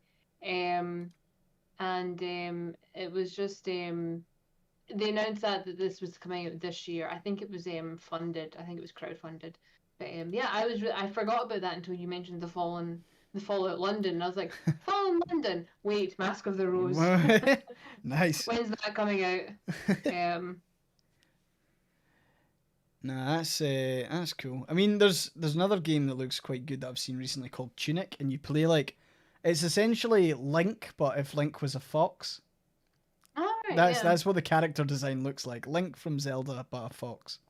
But yeah, no. Otherwise, there's probably some stuff that will come up on like Xbox Game Pass, but Tunic is harder than Elden Ring. Oh yeah, we've got to play that then. We've got to play that then. Because I think it's on Xbox Game Pass, but I do like a challenge. It's also full of cool little puzzles. That sounds smart. We'll definitely look at that. See now that I'm a full-time streamer, there's so many games that I can play on stream for so much longer as well. yes. It's all part of my plan. So Joy, how are things going on the audiobook front? Is it very much a waiting game at this point? It was, and it was really funny. I actually released the audiobook to patrons nice. this week, and somebody found an error. So that had to get quickly pulled and redone, and I've just restarted the upload with Audible, so hopefully it will be this week or the start of next week. But it was, every time I give something to patrons first, they always find something. So I've learned my lesson that I give to patrons first, because despite the fact that something has been proofed 3, 4, 5 times, something will always get through. But there's always somebody who's not close to the project, who hasn't read it multiple times, who'll go, that sounds a wee bit off. And they were like, I think part of chapter 25 is missing. And I was going, I don't think so. Then I listened to the version that got uploaded, because the version I listened to was fine, but the version that got uploaded had been changed, which I was not aware of. And I was listening to it, I went, oh geez, like, I had to run and tell my narrator, like, this needs to be changed. And thankfully she was able to record it last night while I was sleeping due to time zones. Yeah. And I got everything re-uploaded this morning, but that was a hell of a thing. I'm going, thank God Audible hadn't approved it yet, because if they had, I don't think I could have taken it off and redone it. No, it's in the best ways. Like, you almost want that level of nitpickiness. Like, it's a great thing to be able to like, rely on. And the thing is, it's been nitpicked to death. It's been proofed, and like 3 people listened to it before I uploaded it, and nobody found it until one person was sitting with the text in front of them.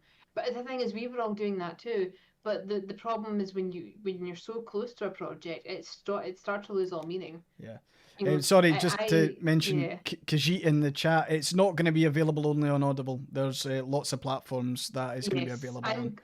the term we use in publishing is going wide. I go wide with all my things because I do not like giving Amazon anything exclusive.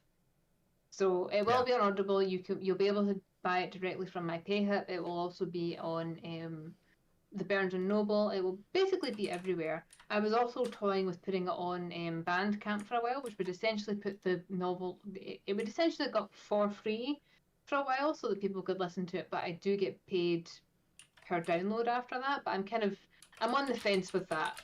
We'll see. But it's going to be on a lot of platforms. It's actually on 43 global platforms it's being submitted to, and it will also be available in Libby, which is the audiobook app for Overdrive, which is your libraries. So nice. Yes, everywhere I can get it. I'm guessing all of these will be listed on your website, all the locations. Yes, eventually when everything's when it's all done processing, which I have to submit to Audible first because this is a rant, by the way. When you upload your content to Audible, you as the creator do not get to set the price. Audible sets the price. And at least when you're doing books, you can they always give you a minimum in that they will never let you earn zero profit, even if you're only earning a penny. They will not let you earn less than a penny, which thanks Amazon. But you're able to put the prices up usually, or you're able to put it down slightly, or you can mess around with it. Audible, you have no say in what your prices are. So I have to wait and see what Audible prices is at, and then use that pricing to make my prices for other platforms. See, the thing that fucks me off about that as well is that, like, you're then, like, let's say Audible do you dirty, right? And they don't put it at a thing. And obviously there's probably a lot of people who do look for the most cost-effective option. Like, you're then almost putting out an appeal if Amazon do you dirty or Audible do you dirty, you're essentially saying, look, if you want to like pay a wee bit more for the amount of work and effort that I've put into it, like, you know, you could almost have like a separate website with that. And of course people can like support you on Patreon or Ko-fi or whatever it is. The thing is as well, it's not longer. People that make longer pieces of work don't get shafted, because if you're making long fiction, which is what I do, because the book is 14 hours long in audio, I will not get a cheap price on that. They will actually put the price up quite high. But if you do shorter fiction, if your book can be read in under 10 hours, they will put it at a price that is worth less than what their monthly credit is. And people don't like to waste their monthly credit on a cheap book. Yeah. But they also don't buy the cheap books. So if you write anything that can be done in under 10 hours of audio, a lot of those things don't go for sale. A lot of them don't make any money. And you can still be, whether it's 10 hours, 14 hours, the minimum cost for a lot of audiobooks is still $7,000 because of the amount of production work that goes into it. Yeah. So that really fucked me off when I was looking at it, and I'm going, well, there's no incentive for me to do the short stories. People want them, but Amazon makes it so that there's no incentive. So if I ever do the short stories, I will just be selling them through my website, because I'm not going to go through the system of where I only get, it's something like I only get 20% of the royalty with Audible, and it's other places match Audible. So I don't get a lot from them for the amount of money that I've put into it. Yeah, I mean, and it's kind of disgusting actually to think that obviously like so much of going through the production and everything like that, so like that's entirely self-funded.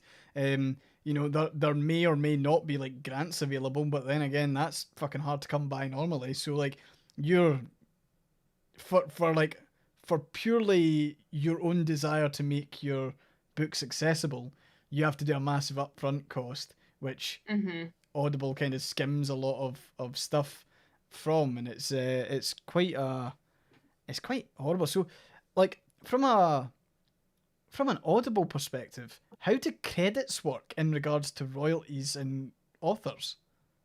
The author gets paid by the book for the credit. The credit is basically just whatever the Audible deems the book to be worth, but because we get so little, we're all basically getting the same anyway. So it doesn't, So whatever Audible puts it at, we're all earning a pittance because we're Right. getting, most people are paying with the credit points. well, I was just saying and- like the brief time that I used Audible for, you sign up and I think it's like £7.99 and you're getting like an Audible credit each month. And then obviously you can put a kind of cap on that, and then you can spend the credits however you like. But like, how? Sometimes I was getting emails that were saying that like, oh, you could get like 3 credits for the price of like 1. So obviously, Audible changed the cost of the credits. But what you're saying is that anytime a credit's received, you would still receive the flat rate for what the book costs if it was buying it without the credit. Or- in theory, yes, that is Right, my okay. understanding of it. It may be different in practice, but I also know it's Amazon. They're losing money, but they're losing the money at the cost of the author, not to the cost of themselves. And also with Audible, and this is just a general plea. Obviously, if you do not like a book, please return it. But do not do what a lot of people are doing, which is they are buying the Audible book, and then because Amazon has you can return a book within a year on Audible if you decide to get your credit back. The author gets charged for that refund, not Amazon. So if I know a lot of people who have been doing it because they're going, oh great, yeah, I get my credit back. You're getting the credit back because Amazon charges the author for the refund. So if you are one of the people that's been doing that, no judgment, but please don't do it in the future unless you genuinely hate the book. Because I know people that have been doing it to authors that they like, but they're going, oh well, Amazon must be in the cost because it's the credit, it's not money, it's a credit. I'm going, yes, and they are billing that cost of that refund to the author. But Yeah. How? So hold on. At what point am I allowed to return a book? Can I listen to a full fucking book and then go? You can listen to the full book. You can hang on to it for a year. You can listen to it multiple times, but as long as you return it within a year time frame, Amazon will give you your full credit and/or money back. What they do not tell you is that Amazon doesn't take that hit. You do, as the creator. But that's Audible's very not good. They've locked me into a 7-year contract because the only way I could get into Audible was to give them the rights for 7 years. I didn't give them the full rights, but I gave them distribution rights for 7 years. If you are not in my position where you're able to afford to fund the audiobook yourself, if you do exclusive rights with them, because exclusive rights gets you slightly more royalties, but it's not worth it because they own the rights to your book for 7 years and you can't withdraw it. You can't take it down, you can't alter it, you can't do... you can't go to any other platform for 7 years. The current contract I'm in, I'm there for 7 years, which means I can't take it down once it goes live, but I can put it on other websites. But yeah, Yes, fucking certainly, hell. that is what happens. Yes. That's absolutely bizarre though, because like I mean, there's been other platforms. And let's take Steam for an example. If I play a game for 2 hours, I'm not eligible for a return, and you see, someone can listen to their Audible library, like a book in their Audible library, like 3 times in the course of a year, and then return it before the year's up. That is the most batshit policy going. And of course, well, I suppose Amazon allow it because they're hitting the authors. They're not taking the financial hit themselves. In the contract, it's not them that's taking. It's not like you're taking it to Walmart for a return, and Walmart eats the cost. Yeah. You're taking it back to Amazon, who's going, "Here you go, author. Here's the refund bill." Well, and I'm guessing independent author. And I'm guessing because, well, obviously your account for royalties is connected to that, so it gets deposited in there. They can actually request the refund. Fucking There have been hell. authors who wake up to negative money in their account because they've been charged refunds. So that's fun. Oh, fucking hell. They'll store the refunds, won't they? They won't do it in dribs and drabs. It'll be here's all the books that have been refunded this month. Or this quarter or whatever. The way Holy shit. The way Amazon processes is they pay authors every 3 months. Every 2 to 3 months is when you get your royalty payout for things. So you don't even get paid monthly with Amazon, but they'll take the refund out monthly. Oh, great. So you're essentially got dwindling fucking finances throughout several months, and then you're getting the money. which you said's 20%, which is Yep. oh my god, that's the worst fucking. Nightmare. Yeah, that is hell. We're going back into our dystopian nightmare. We're gonna be talking Yeah. about talk about And cryptocurrency the again. thing is, it also applies to books as well because they'll let you return a book at any point. So I always say, please don't treat Amazon like a library just because it lets you. Use Yeah. the library instead because at least then the author still gets paid. My biggest check every month comes from libraries. Mm. After Amazon. And it's that kind of people are going, well, it works the way like a library. Yes, but your library is there and your library is free. Please use the library. Don't use Amazon as your library. Use your library because at least then the author still gets paid, and also when you return it, the author doesn't lose the money. Fucking hell. And It's been a whole eye-opening experience for me. That I mean, because I knew on some level because I've been in publishing for how old am I? 35. So I've been in publishing in some form for the last 10, 12 years. And I always knew in some level it was bad. I did not realize until very recently the complete chokehold that Amazon had and how they manage it. Because until I started doing self-pub, I was kind of like, well, surely there's protections in place. There's none. yeah. There's none. And it's I've been it's how does getting paid by libraries work for ebooks versus paper Good copies? question. I still get more from the ebooks because I get more profit from so that's the thing as well. I announced this week I'm having to raise my prices. I will be raising my prices this week because I am currently making 1 penny on paperbacks. From $14.99 I'm making a penny because of the new fees and the inflation that's happening. I need to put my prices up. So if anyone has been wanting a paperback, you either need to do it today or tomorrow before it changes.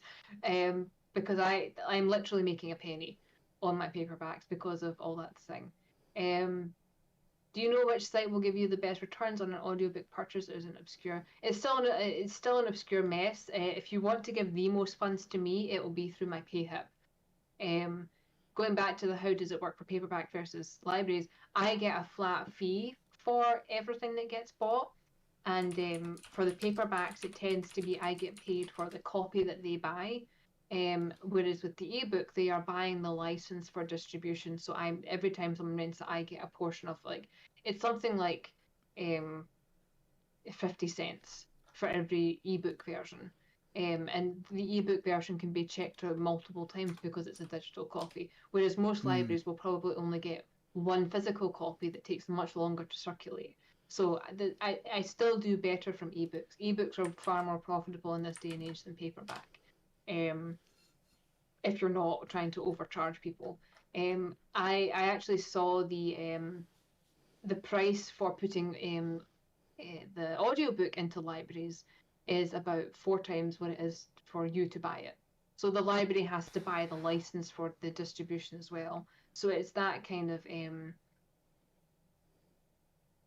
they're trying to make sure I get a fair shout from the libraries, which I really appreciate. But the ebook licensing does make more money than the paperback one.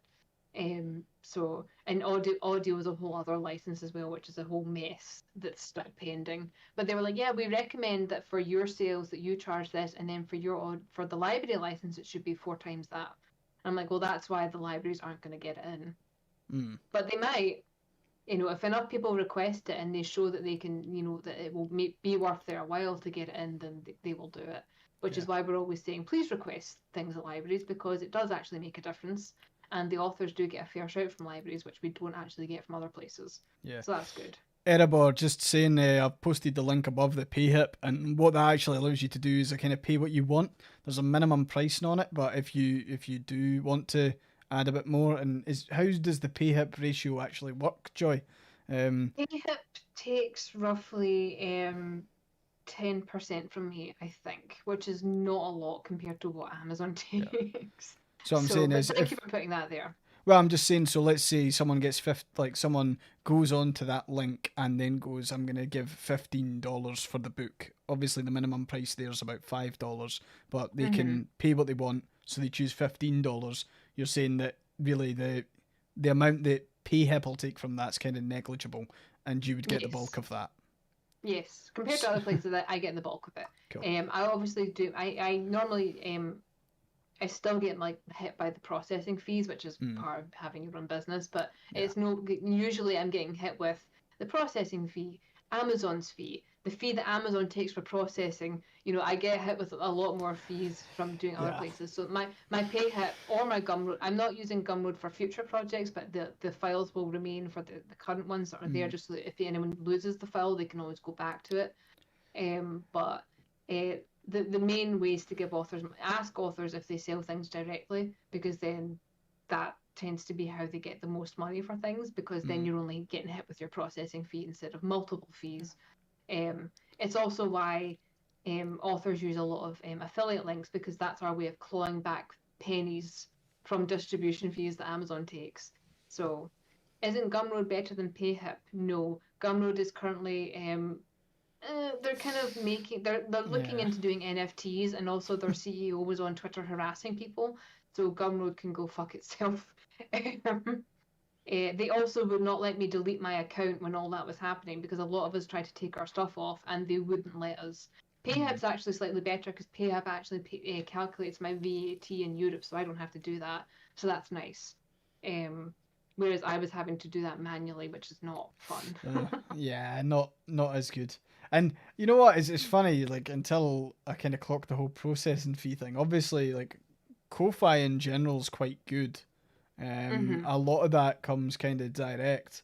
But yeah, like even like Twitch subs and stuff like that, they're like Amazon take their fee, Twitch take their fee, the banks take their fee. It's funny how they kind of claw that. If you do it on an Apple phone, Apple takes their fee on top of that too, because Apple takes a process for everything. Yep. And it's it's funny because like what Twitch kind of cunningly does in the analytics is it gives you what the full amount is before all the fees are taken off. So I can sometimes look at my Twitch analytics and go, oh, that's not too bad. And then when when it actually arrives, it's like, yeah, you got to deposit into your. I mean, the thing is that obviously Twitch has like a minimum payout, so you need to actually cross the threshold to get anything from them, which can be tough. Like, you know, obviously there's not a bunch of times where like, well, before I was like seriously kind of full time, and obviously I've only been full time like a week, but there's been sometimes it's like months before you actually get a Twitch payout, and then only then you've actually only just made the minimum one. I just noticed, Rachel, thanks very much for the donation on Ko-Fi. Really appreciate it. It helps a lot, and it kind of goes towards everything on the stream side of things. So I do really appreciate it. Thank you. But yeah, it's funny how like content creators like, and this is the thing as well. I mean, lots of people have suggested like third party stuff to me. Recently, so there's third party Twitch analytics. There's a really interesting thing that I was looking at called, I think it was Loot Stream, or Stream Loots or something like that. And they essentially offer you know, the ability to subscribe, the ability to give money, but at the end of the day, you've actually got all these different third parties that are all clawing for a slice of revenue, and they're all trying to undercut each other, but also trying to, you know, get a wee bit more. To be honest, the amount of stuff that is aimed at content creators to actually like put their products up, or to, you know, put their streams up or whatever. It just seems like there's so many things that are trying to bolt on at the moment. Thanks for the honk, Keith. Shat myself there. Fuck's sake. That got my heart rate back up. But yeah, it is an interesting one. How like kind of a lot more people are turning to content to try and like make ends meet, even if they've got a full-time job. Like full-time jobs aren't paying as much, so like people are trying to get whatever they can. Obviously, I'm trying to look for something. Actually, that's another thing that I was doing last week, was looking at kind of job applications. And I got some positive feedback on a job for a games producer, which would be Alright. really fucking cool. Mhm. Because it's funny because like games producer actually kind of really fits the role that I was doing previously. It's like making sure that different teams within the organization like work towards each other. So like liaising with the art team and then going into the development team and doing all the rest. And like I actually think it would be a really, really good role. But they've pushed the role back until September, which is a bit of a pain. So Unfortunate. I'm gonna have to look like somewhere else in the meantime. Thanks very much for the follow, Novi Fire. Let me know if I've pronounced that well. And yeah, that's a big issue, Keith, and that's one of the things that I reckon I'll probably not get it on the back of. They did say that they liked my application, but you know, when it comes into like producer roles, they're wanting like 4 years industry experience, and you're like, but also like I've not seen a producer role yet that asks for experience in the industry alone. It's always production experience, being a producer, and it's like, how the hell do you get producer experience? But I could go on a rant about job descriptions. The top one of last week was fully remote in Edinburgh, Joy, and the first bullet point was relocation to Canada required.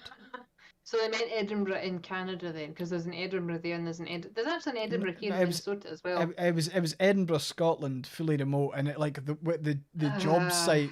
The job site I was looking on, like I'd put it in my 30 miles from me kind of thing, and what I like to think is that they wanted me to move to Canada and then remote work to Edinburgh in Scotland. I think that would be funnier,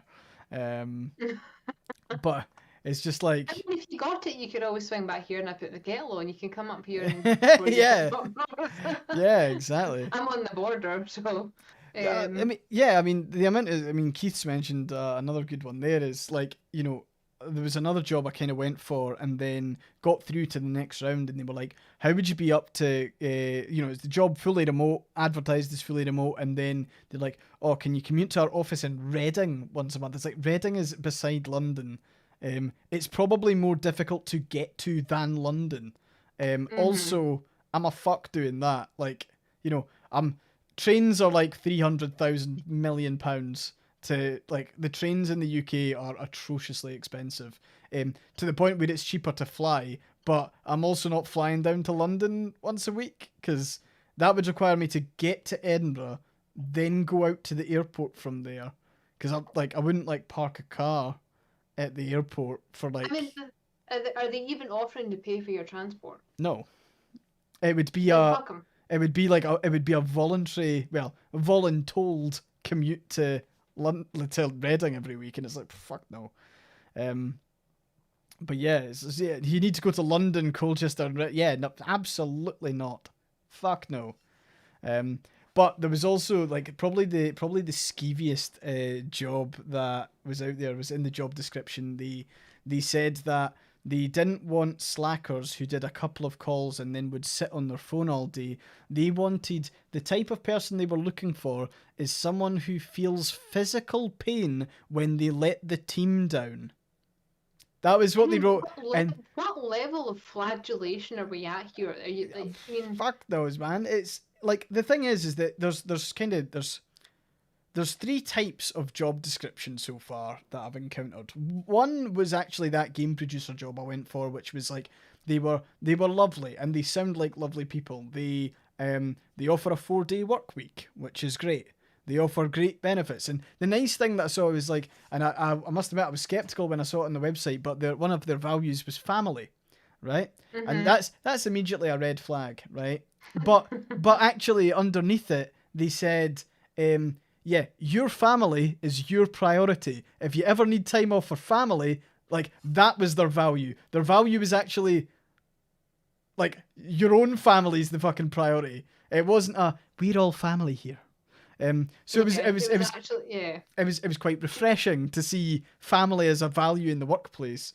And yeah. Not to be a complete Tumblr shell, but do you know where else has a fairly good work from home and vacation and put your family first policy? Tumblr. And they're hiring. Fuck yes! Let me in! Tumblr is hiring. I keep getting sent things. Do you have a for- Tumblr account? Yes, but you can't fucking look at it. Please don't look at it. Tumblr's been hiring for a while, and a lot of them are remote positions. And they desperately need staff because they're finally getting to do things. So on April Fools, a lot of the thing, like a lot of the joke things, if you actually followed them to the end, it took you to the job application page to come work with them. And there's quite a few of them. There's quite a few there that if I had any interest, I would probably actually be qualified for one of them. But I was like, I'm not interested in that. But Mothman's also looking for a job, and he has looked at that. He's looked at Tumblr too, and he's going, that's actually not too bad a shout. So I maybe look at Tumblr, maybe see what they're looking for. They're looking for head of product, which is not far off what I was doing. There you go, and it's remote. Oh, fuck yes, that would be class. Imagine me posting on Tumblr that I'm Tumblr's new head of product. That would be absolutely fucking phenomenal. They probably won't see me as senior enough, but that would be. You can try. Yeah, you can. Yeah. Automatic in general are looking for a bunch of people. Automatic in general are looking for a lot of people for all their different things. So I would get dunked on. So much. I would expect an immediately pile on. iStream's applying for Tumblr jobs. People would stop doing at staff. They just at I for Scotland. This isn't working. I don't care. This isn't working. I'd love to see fucking customer support blogs from I for Scotland, but interlaced with fuck the Tories. That would be phenomenal. NFT Minecraft marketing manager. Nope. That sounds like hell. My brain is refusing to process that sentence. That is not. They have a position for happiness engineer. That is definitely a job title. I think happiness engineer is just customer support, to be honest. Okay. That's fine. It's quite a good thing for it. But yeah, one of the things I'm also working on is a streamer CV. So if any of you know any digital agencies that would love to shower a young Scottish man with goodies, please reach out to them and be like, I for Scotland's a creator and a half. I still think you should hit up Iron Brew. Oh, that's definitely on my list. Also, I'm beginning to finalize a charity for the charity stream. We're gonna be doing another long one, baby. We're gonna hopefully be playing. I'm not sure if it'll be 24 hours, but I will play a game to completion. Which we can always run the risk. But we'll see. It might just end up being another 24-hour one. But we're going to be playing Ancestors. We've got to play Ancestors. There's no other game I'll accept. I've been interested in watching you play that for a long time. Oh, I honestly, I cannot wait. I'm so excited to the point this is mega cringe, right? But I was I'm looking at doing. I mentioned earlier I was kind of looking to do more kind of YouTube stuff. So I'm gonna try and make another YouTube video, and I rewatched my Ancestors one just to kind of get my head in the right space, and I fucking love it. I absolutely I was watching the Ancestors video, so that kind of resparked it. I was like, I need to fucking replay that. But I do love Ancestors. It's just brilliant. Do I know when I'm going to do the charity stream? No, so there's no date or anything like that yet. But I do kind of want to aim for another big one, and I imagine I'll do it in the middle of summer. I know that's sometimes a bit of a tricky line because obviously there's periods where people go on holiday and all the rest of it. So it might be August, September. It might be a wee bit of a better time to do it, but I'm definitely wanting to go that kind of route. Because I do enjoy doing the charity streams. They're good fun. They're just you've just got to. It was a good shout, the last one. Yeah, you've got to. It was a lot of fun. Yeah, there's a lot of effort that goes into it though. The preparation work alone. I don't think people not saying that people don't appreciate it, but people just haven't been exposed to the sheer amount of work that goes into it prior. Like when we were doing the stream for the Equality Network, like that was like months in advance, and ages have kind of done that. Also, I'm all out of water, folks. So like, you know, your hydrates, I would love to be able to hydrate, but like it's gone. Like it's all gone. I'll do it. Yeah, I'll Joy do it. Joy can hydrate in my stead. I But should be hydrating more. So yes, I'll take over. yeah, but it was good. I do enjoy doing them. They're marathons to organize, and to be honest, you don't ever return back to like normal. Like I've like you do them and they're all out and they're busy as fuck, and then you finish the stream, and even once you finish the stream, you're not back to what you were before. You're a changed person because they take a lot. But then the stream finishes, you absolutely crash. You flat out like crash. And then you obviously have to manage the aftermath. As when I say manage, it's not like a difficult thing. It's just you've got to give personal thank yous to anyone who joined to speak. You've got to thank everyone in the community. You've got to thank the charity. You've got to like manage all of that kind of aftermath, which is good fun. It's just like whoosh, there's a lot to do. So, oh, I crashed. I was out. I was absolutely gone. I don't know how you stayed up. I was like, bye. I pretty much like I said thank you very much, and then I hit stop streaming, and I walked about 5 meters and fell on the bed. I was absolutely goosed. And then it was good though because we ended at 12 o'clock. So I actually napped for like 7 hours, and then it was like, oh, 7 o'clock. That's cool. I can go and have something to eat, and then I'll nap again.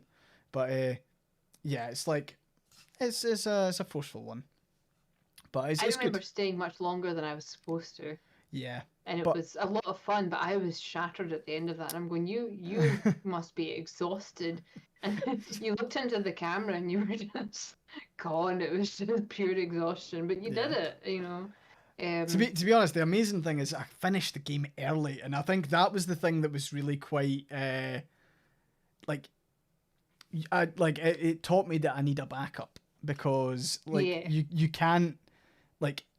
I think we ended up dicking around with either a modded version, or we replayed some of the kind of start of the game, and I was just kind of, I had it on in the background because like in a way it was good though, because like the game did fade right into the background pretty early into the stream, because like obviously all the speakers were just so interested and interesting to listen to, so I just got to like autopilot the fucking game, you know, to the point where I think when I beat the final boss, that was the big bit. But I think people were talking at the time, and they were like, "Oh, have you just completed the game?" Yeah. Time to start over and do the completionist run. Yeah, exactly. But no, it was good, and like the nice thing about Ancestors is there's like a shit ton to do in it, and I could probably like spend a good. I'm a wee bit anxious that there's like 20.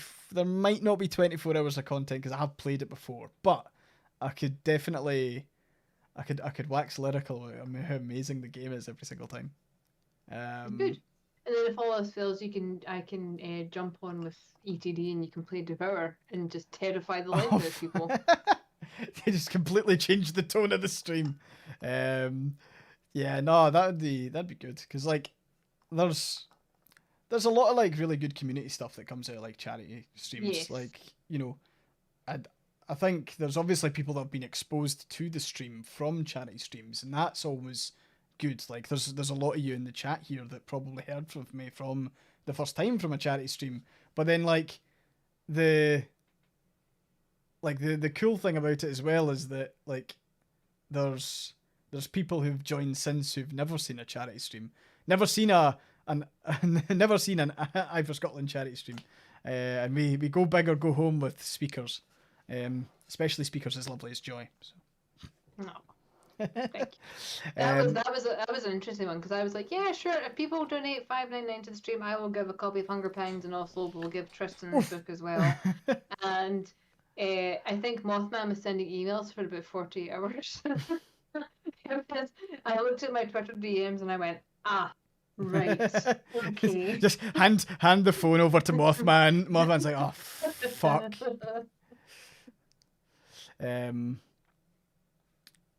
Yeah, so no, it was really good. So yeah, hopefully we'll do that later this year. It's something that just takes time to manage, but we'll get there. I am totally gonna apply for Tumblr just on a whim. Fuck it. You It's- should. Fuck it. There's no harm in doing it. I was gonna say there's no harm in doing it, but you could get the job. So... I was gonna say that would immediately things change. But it says it goes great communication skills, self-driven work ethic, curiosity and the desire to learn. All right, okay, so no worries, Kazee. Thanks very much for joining. Like, the ability to travel, we value those rare occasions when we meet our colleagues in person. Normally require 2 to 3 non-consecutive weeks of travel per year, usually by plane. Currently, company travel's limited and travellers must be vaccinated. All travel's optional for now. We're continuing to explore new remote ways to stay connected. That sounds not bad. Mm-hmm. Also, imagine my first time, like first trip to America ever, and it's to meet the Tumblr the staff. That would be amazing. Sorry, that would just be excellent. I'm totally gonna apply for that now. You've given me enough. Like, I've not even been drinking, and you've given me enough confidence. You bammed me up enough that I'm gonna give it a pop. You've largely only ever encountered me in the wild on Tumblr. Yeah, it's a barren wasteland is Tumblr. Until I'm head of product. So getting to see you now and then on Twitch is great. Well, it's lovely to see you as well, Galway Ghost. Oh yeah, fucking hell. As head of product, I am gonna fucking do DashCon. I am gonna do DashCon. Yes, we're gonna DashCon 2. That would be fucking phenomenal. Imagine that though. Imagine Tumblr genuinely was like, right lads, we're gonna host DashCon. Get involved. I mean, they might the way they're going. That is gonna see if I ever get a reply from them. That would be in my pitch.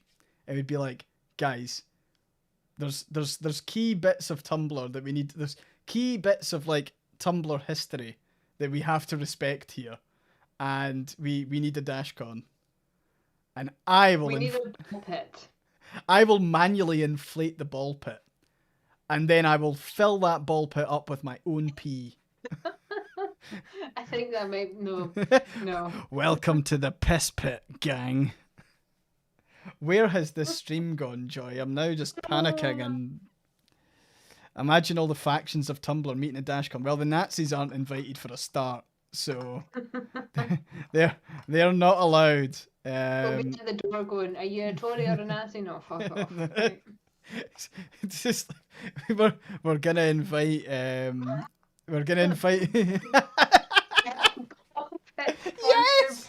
Fucking yes! That's a great idea. Oh man. That would be on this. That would be the funniest thing in the world, and they'll appreciate that on my application because they'll be like, They will. I see that you're familiar with Tumblr. Why, Honestly, yes. go to Manscaped with it and be like, you know what would be genius and what you should hire me for? It should be All Pet for Scotland sponsored by Manscaped. It would actually work. It would work. You know, not in the way they want, but it would work. what I need actually, you know how people do hot tub streams? I need a ball pit stream. And imagine if like up to here there was just tons and tons of fucking ball. I was just sitting with like in a ball pit. Like those people that sometimes like pour boiling water into their wheelie bin and then get in for like a kind of body length bath. I would do that, but with like a vertical ball pit. Bits for nips. Bits for nips. Donation goal for the charity stream. If we reach 3,000, I will live demo Manscaped's latest ball shaver.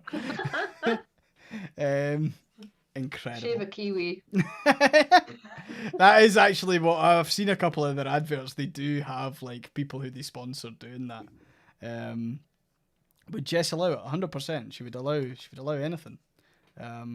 She doesn't hold me back from my own ambition of of getting off getting off shaving stream. Oh, that's a horror. No, I'm never gonna shave my beard on stream. That's not happening. I'm saying it Mm-mm. right now. No. Anything for the cash. Exactly. Jessica's quite happy with me doing whatever. Wax stream for chat. So I've had my legs waxed before, and it's not a good experience. It is not No. a good experience. I don't like. Yeah, people who like there's people who get their bumhole waxed, and I like how that just sounds fucking painful. And like I can't imagine getting anything else waxed.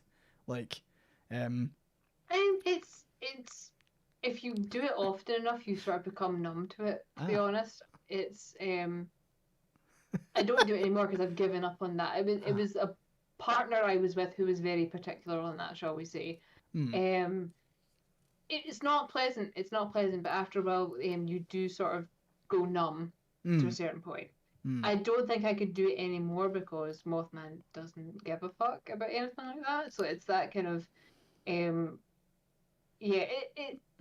people who do it often, you sort of go numb afterward. That's how you do it so often. But if you're only doing it once in a while, your body just gets the shock of it. I am speaking from experience. I mean, the interesting thing there is like Jessica. I once in an extremely hot summer decided to experiment with shaving my chest, and I think Very itchy. well, I've given. I think I've permanently scarred Jessica. She said that I looked like a big baby, which is like not a great kind of comment, but like shaving my chest, like it's kind of semi light, but like I'm hairier than most, and it's not a good look. It's not a good look. I looked like a naked mole rat from Kim Possible. That's so specific, Jess. Yeah. And that was just my groin area. But yeah, it was not a good time. And then obviously when it was grown back in, it was not a good time. Yeah. I mean, to be honest, actually, see, because I got my arm shaved to do the tattoo, that's beginning to like grow back in now. It's weird though, because it's like baby hairs, and I feel like, you know, when you get the like you've seen it before, where like the tarantula underneath the microscope, and you see all the wee tiny hairs. That's what I look. That's what my arm looks like at the moment. Tiny tarantula hairs.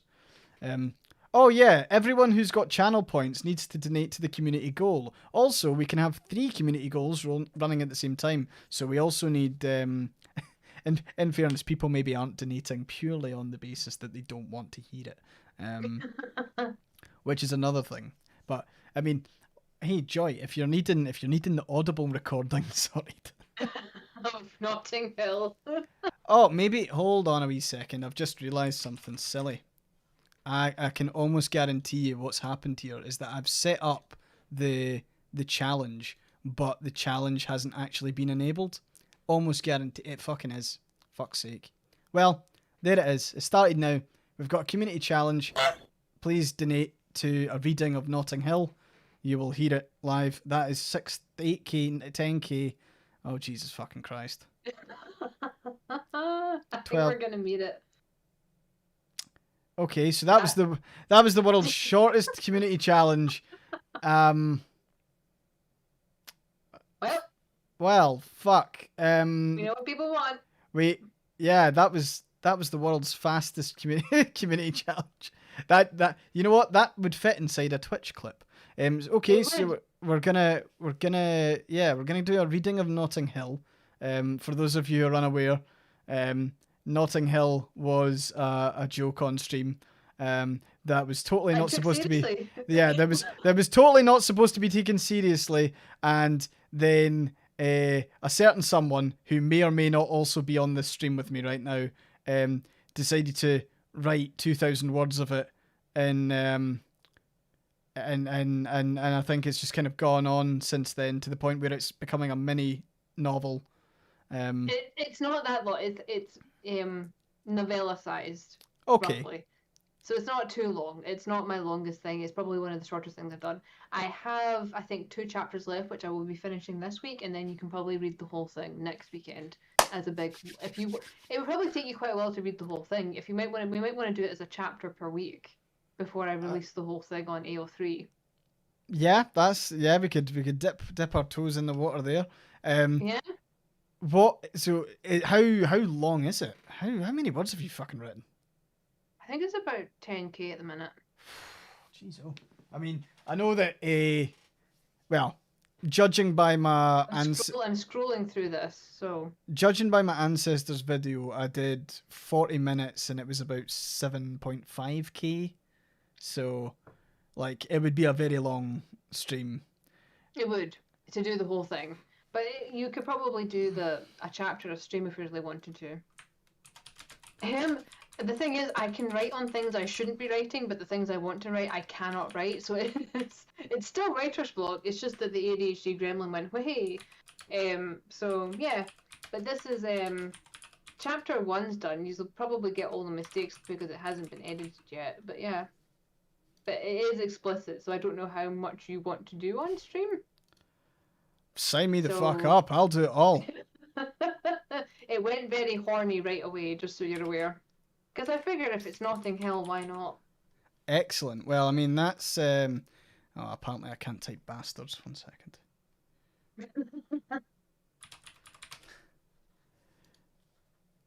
Right. Why okay. not?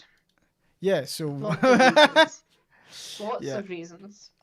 Yeah, we're gonna be... Yeah, so, okay, I've now started that, so you can all now donate more points. Also, by the way, lovely scientist, if you've got any community challenges that you would like to see, we can do that. Ali Brianna, thank you very much for the follow. Hope you're having a good day wherever you are, and if this is your first stream, then feel free to say hi in chat. But yeah, we can basically... Holy shit, moly, we're on 31. What the fuck is going on? Yeah, this people want what they want. Right, we do need other like community challenges though, because like I do have the ability to go for 3, and I think people can donate each time. Yeah, lots and lots of people have points saved up. I can't believe we're on 40k, but you know we'll get there. I can. Jesus fucking Christ! I like how there's 25 days left, and it's like nah. Heart of Gold, what you do is, I actually did see there was a shoulder press one involved there, so don't mind me. You use channel points. So channel points you gain by just watching the stream. You should see a bunch below. You'll probably have earned a couple. And you can only donate 2k at a time. So that's why that's happening, but it means that people can watch my stream tomorrow morning and donate more if they want. Haha. Also, we do need more community challenges, so anything that you would like, obviously we could save up for like a costume stream if people were really interested in that, but that would end up being something like, I don't know why I'm still doing this, but like we could do, I've obviously got the Obi-Wan Kenobi costume. I in a maid outfit, why is that a thing? Why do people want? It's a thing. Fucking hell! I mean, it's yeah. I think people are. I don't know. I feel like it shouldn't be channel points. It should be like £40. It should be the charity stream. Oh fuck! You know what? It'll end up being a thing where I'd need to be able to cover the cost of a fucking maid outfit for a start, and. I'm not putting a donation goal for a maid outfit on Cova. How am I supposed to explain that to my fucking mum and dad? It's like, oh, by the way, just casually going to be getting in a maid outfit at some point. I'll put the maid outfit on my wish list. Only £40. Okay, in that case, £40,000 then. Take that. £40,000 for me in a maid outfit. Thank you. It is a very good T-shirt. Like, I'm currently playing What's on Joy's Chest. I'm starting to think that I'm probably gonna have to start to you know what? I could buy a bunch of white shirts and draw on them. That's the thing I could do.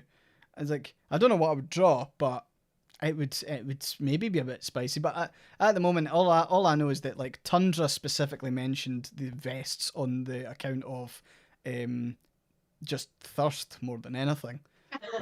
I went to Asda today and it was like look, I'm gonna have to buy a multi-pack of vests here because the last thing I want is people like I need to be Wearing the same vest every time. I need to be able to like I need to be able to say on stream that I own a multi-pack of vests. So now when I use a vest every stream, they go, oh well, he's probably cleaned that one since last time, as opposed to like seeing the same one over and over again.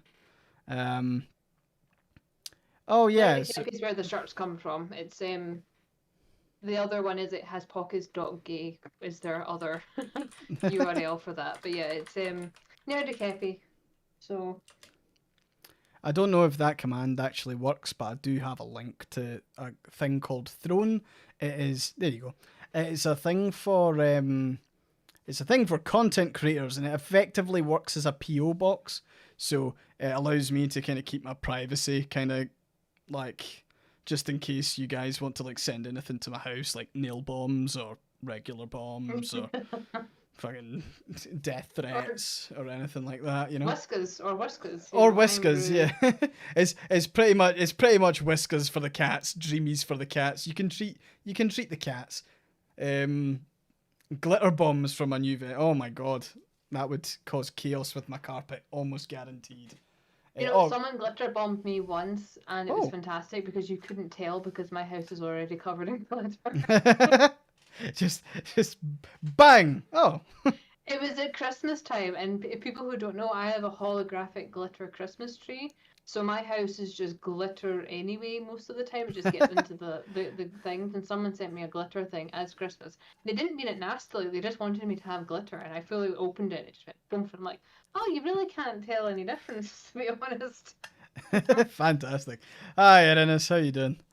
But yeah, no, yeah. I don't know. I mean, so we'd already had an idea that we were going to do a reading of My Immortal on the charity stream when we do that. So because everyone needs to be exposed to My Immortal, for some reason. Glitter bomb, but catnip. Oh dear. I don't think my cats would appreciate that. We did talk about how if you reached a certain point, I would do the reading for the first few chapters of the new Hunger Pangs book. I'd be willing to do that. I'd also be willing to see if Caitlin would be up for reading it, who's the audiobook narrator, because she might be a fun person to bring on as well, just to talk definitely about stuff. Yeah. So I can talk to her about that as well. But it gives me the motivation to keep going to get it finished. I need some level of external pressure that is not just my own brain going. Because it's lovely when people are going, yeah, I'm so looking forward to it. Doesn't mean anything to my brain. What I need is the panic. Oh. Well, as Tumblr's future head of product, what I will say is that I can put the pressure on to make you work if you want.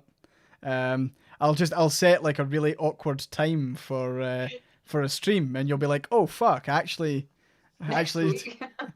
yeah, it's so everyone, this is an announcement. We're going to be doing a charity stream next weekend. Joy will complete Hunger Pangs 2 by that time, however, because apparently you'll see me on the stream next week and I'll just be like haggard all of age, like 20 years. It's like the moment the slightest deadline is introduced and suddenly like productivity scales massively. Yes. That is the ADHD panic mode, yes. Yeah. I broke mine in the first year of the pandemic, but it's working again. So I'm using external forces to get my stuff done. It's nice having it back. So. Oh man, Keith, Keith, that's pretty much like I read the first chapter of My Immortal, and when the moment I saw the name of the main character, which, as Keith has so aptly put, Ebony Darkness Dementia Raven Way, I knew that I was in for a treat. I've not actually read the full amount of My Immortal.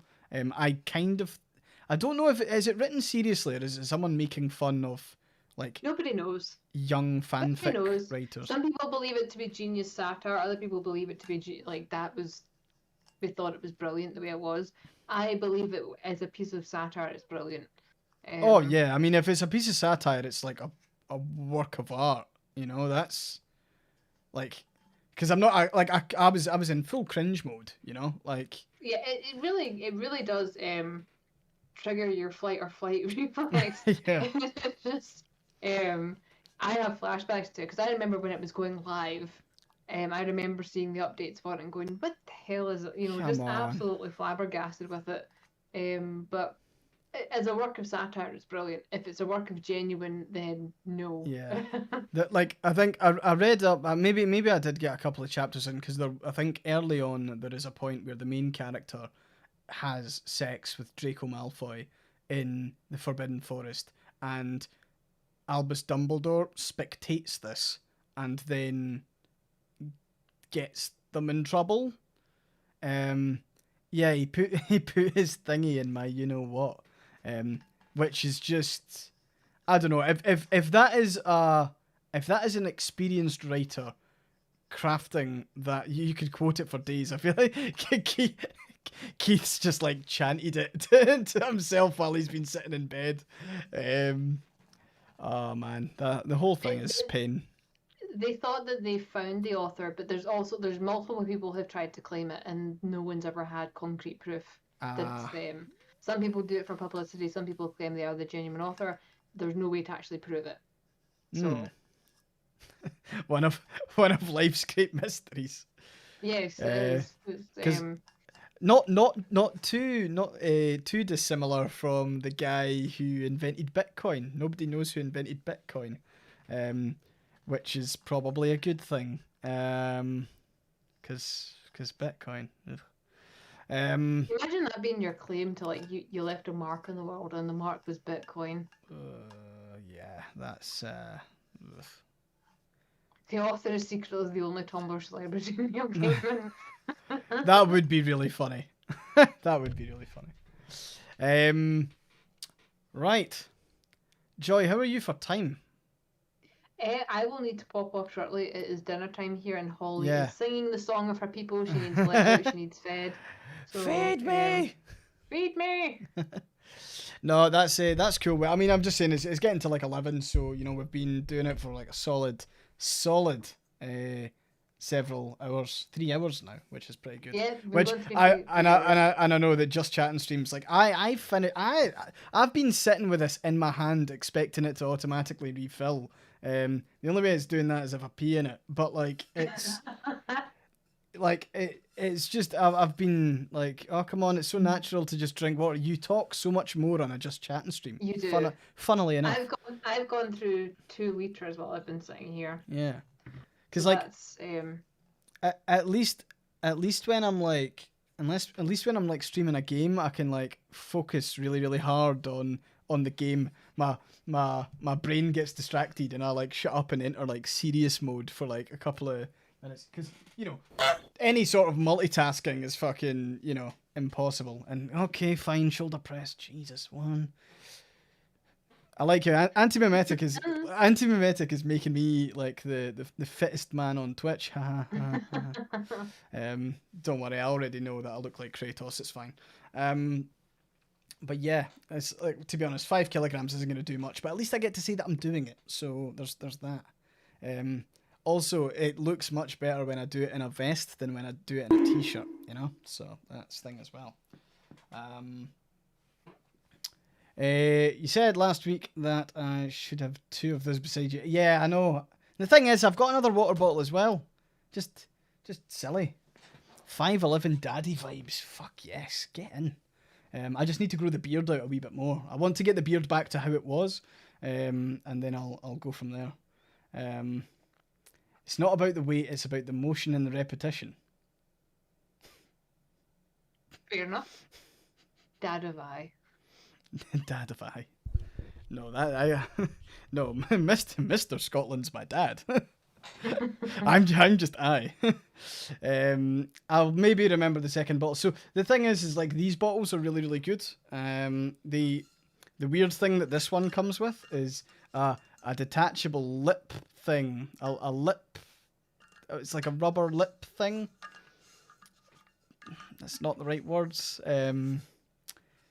It makes drinking out of it nice, is what I'm saying.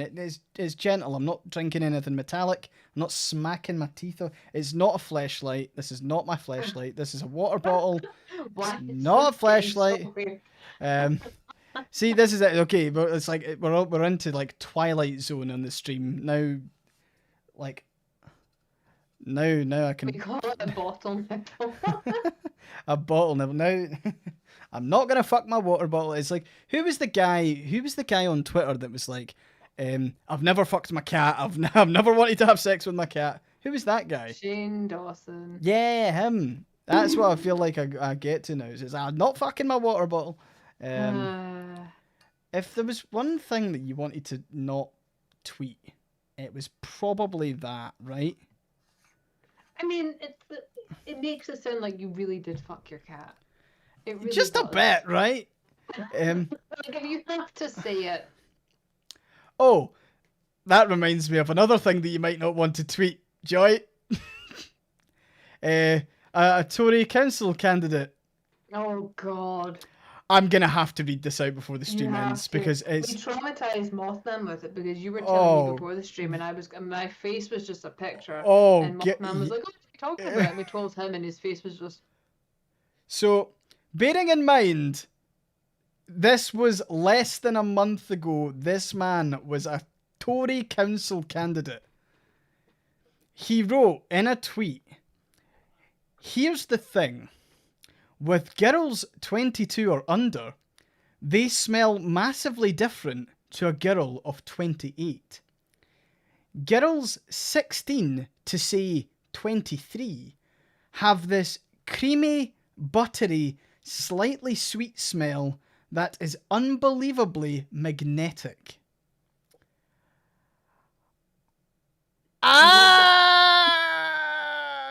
I hate it. I hate it. I hate it. I absolutely. I mean, what the? Funnily enough, he's locked his Twitter down. Who would have thought he'd have to do why. that? I fucking wonder why he had It's to like- lock his Twitter down. Are you seriously telling? Yeah, sorry, I'll read that out, and then Nightbot goes support me on Ko-fi. Yeah, enjoy some other fantastic content. But Jesus, like that man passed vetting, even for a Tory. I mean, yeah, you know, but like that is horrifying.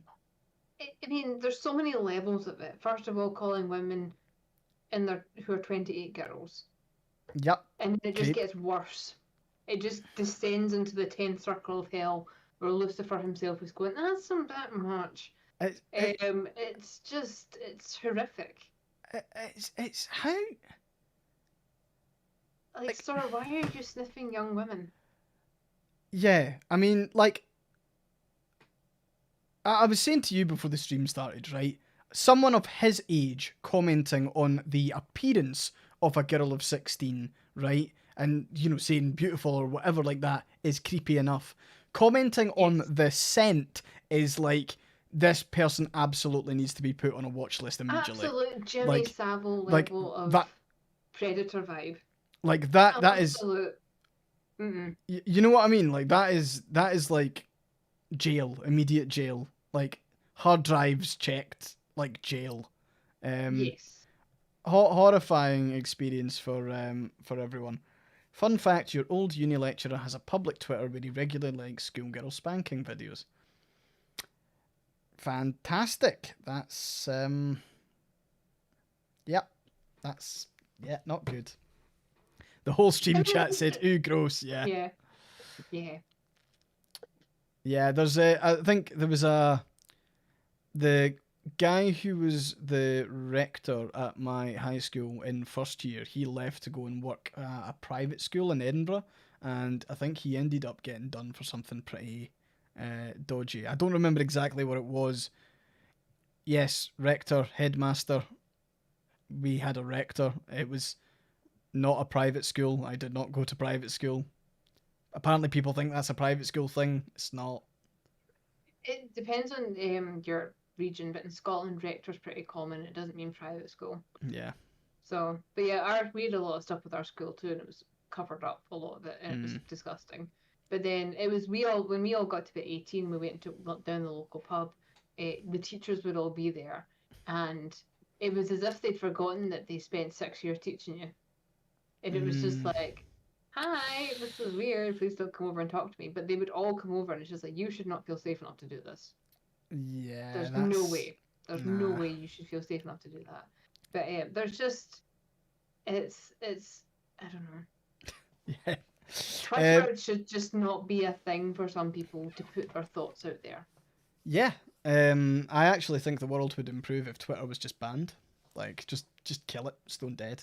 Like, I mean, there are some people that use it for good. I will argue True. that with any social media, there are some people who use it for signal boosting and getting the word out for places that have been shut down and Yep. you name it. But there's just some people that are going, how are you not banned yet?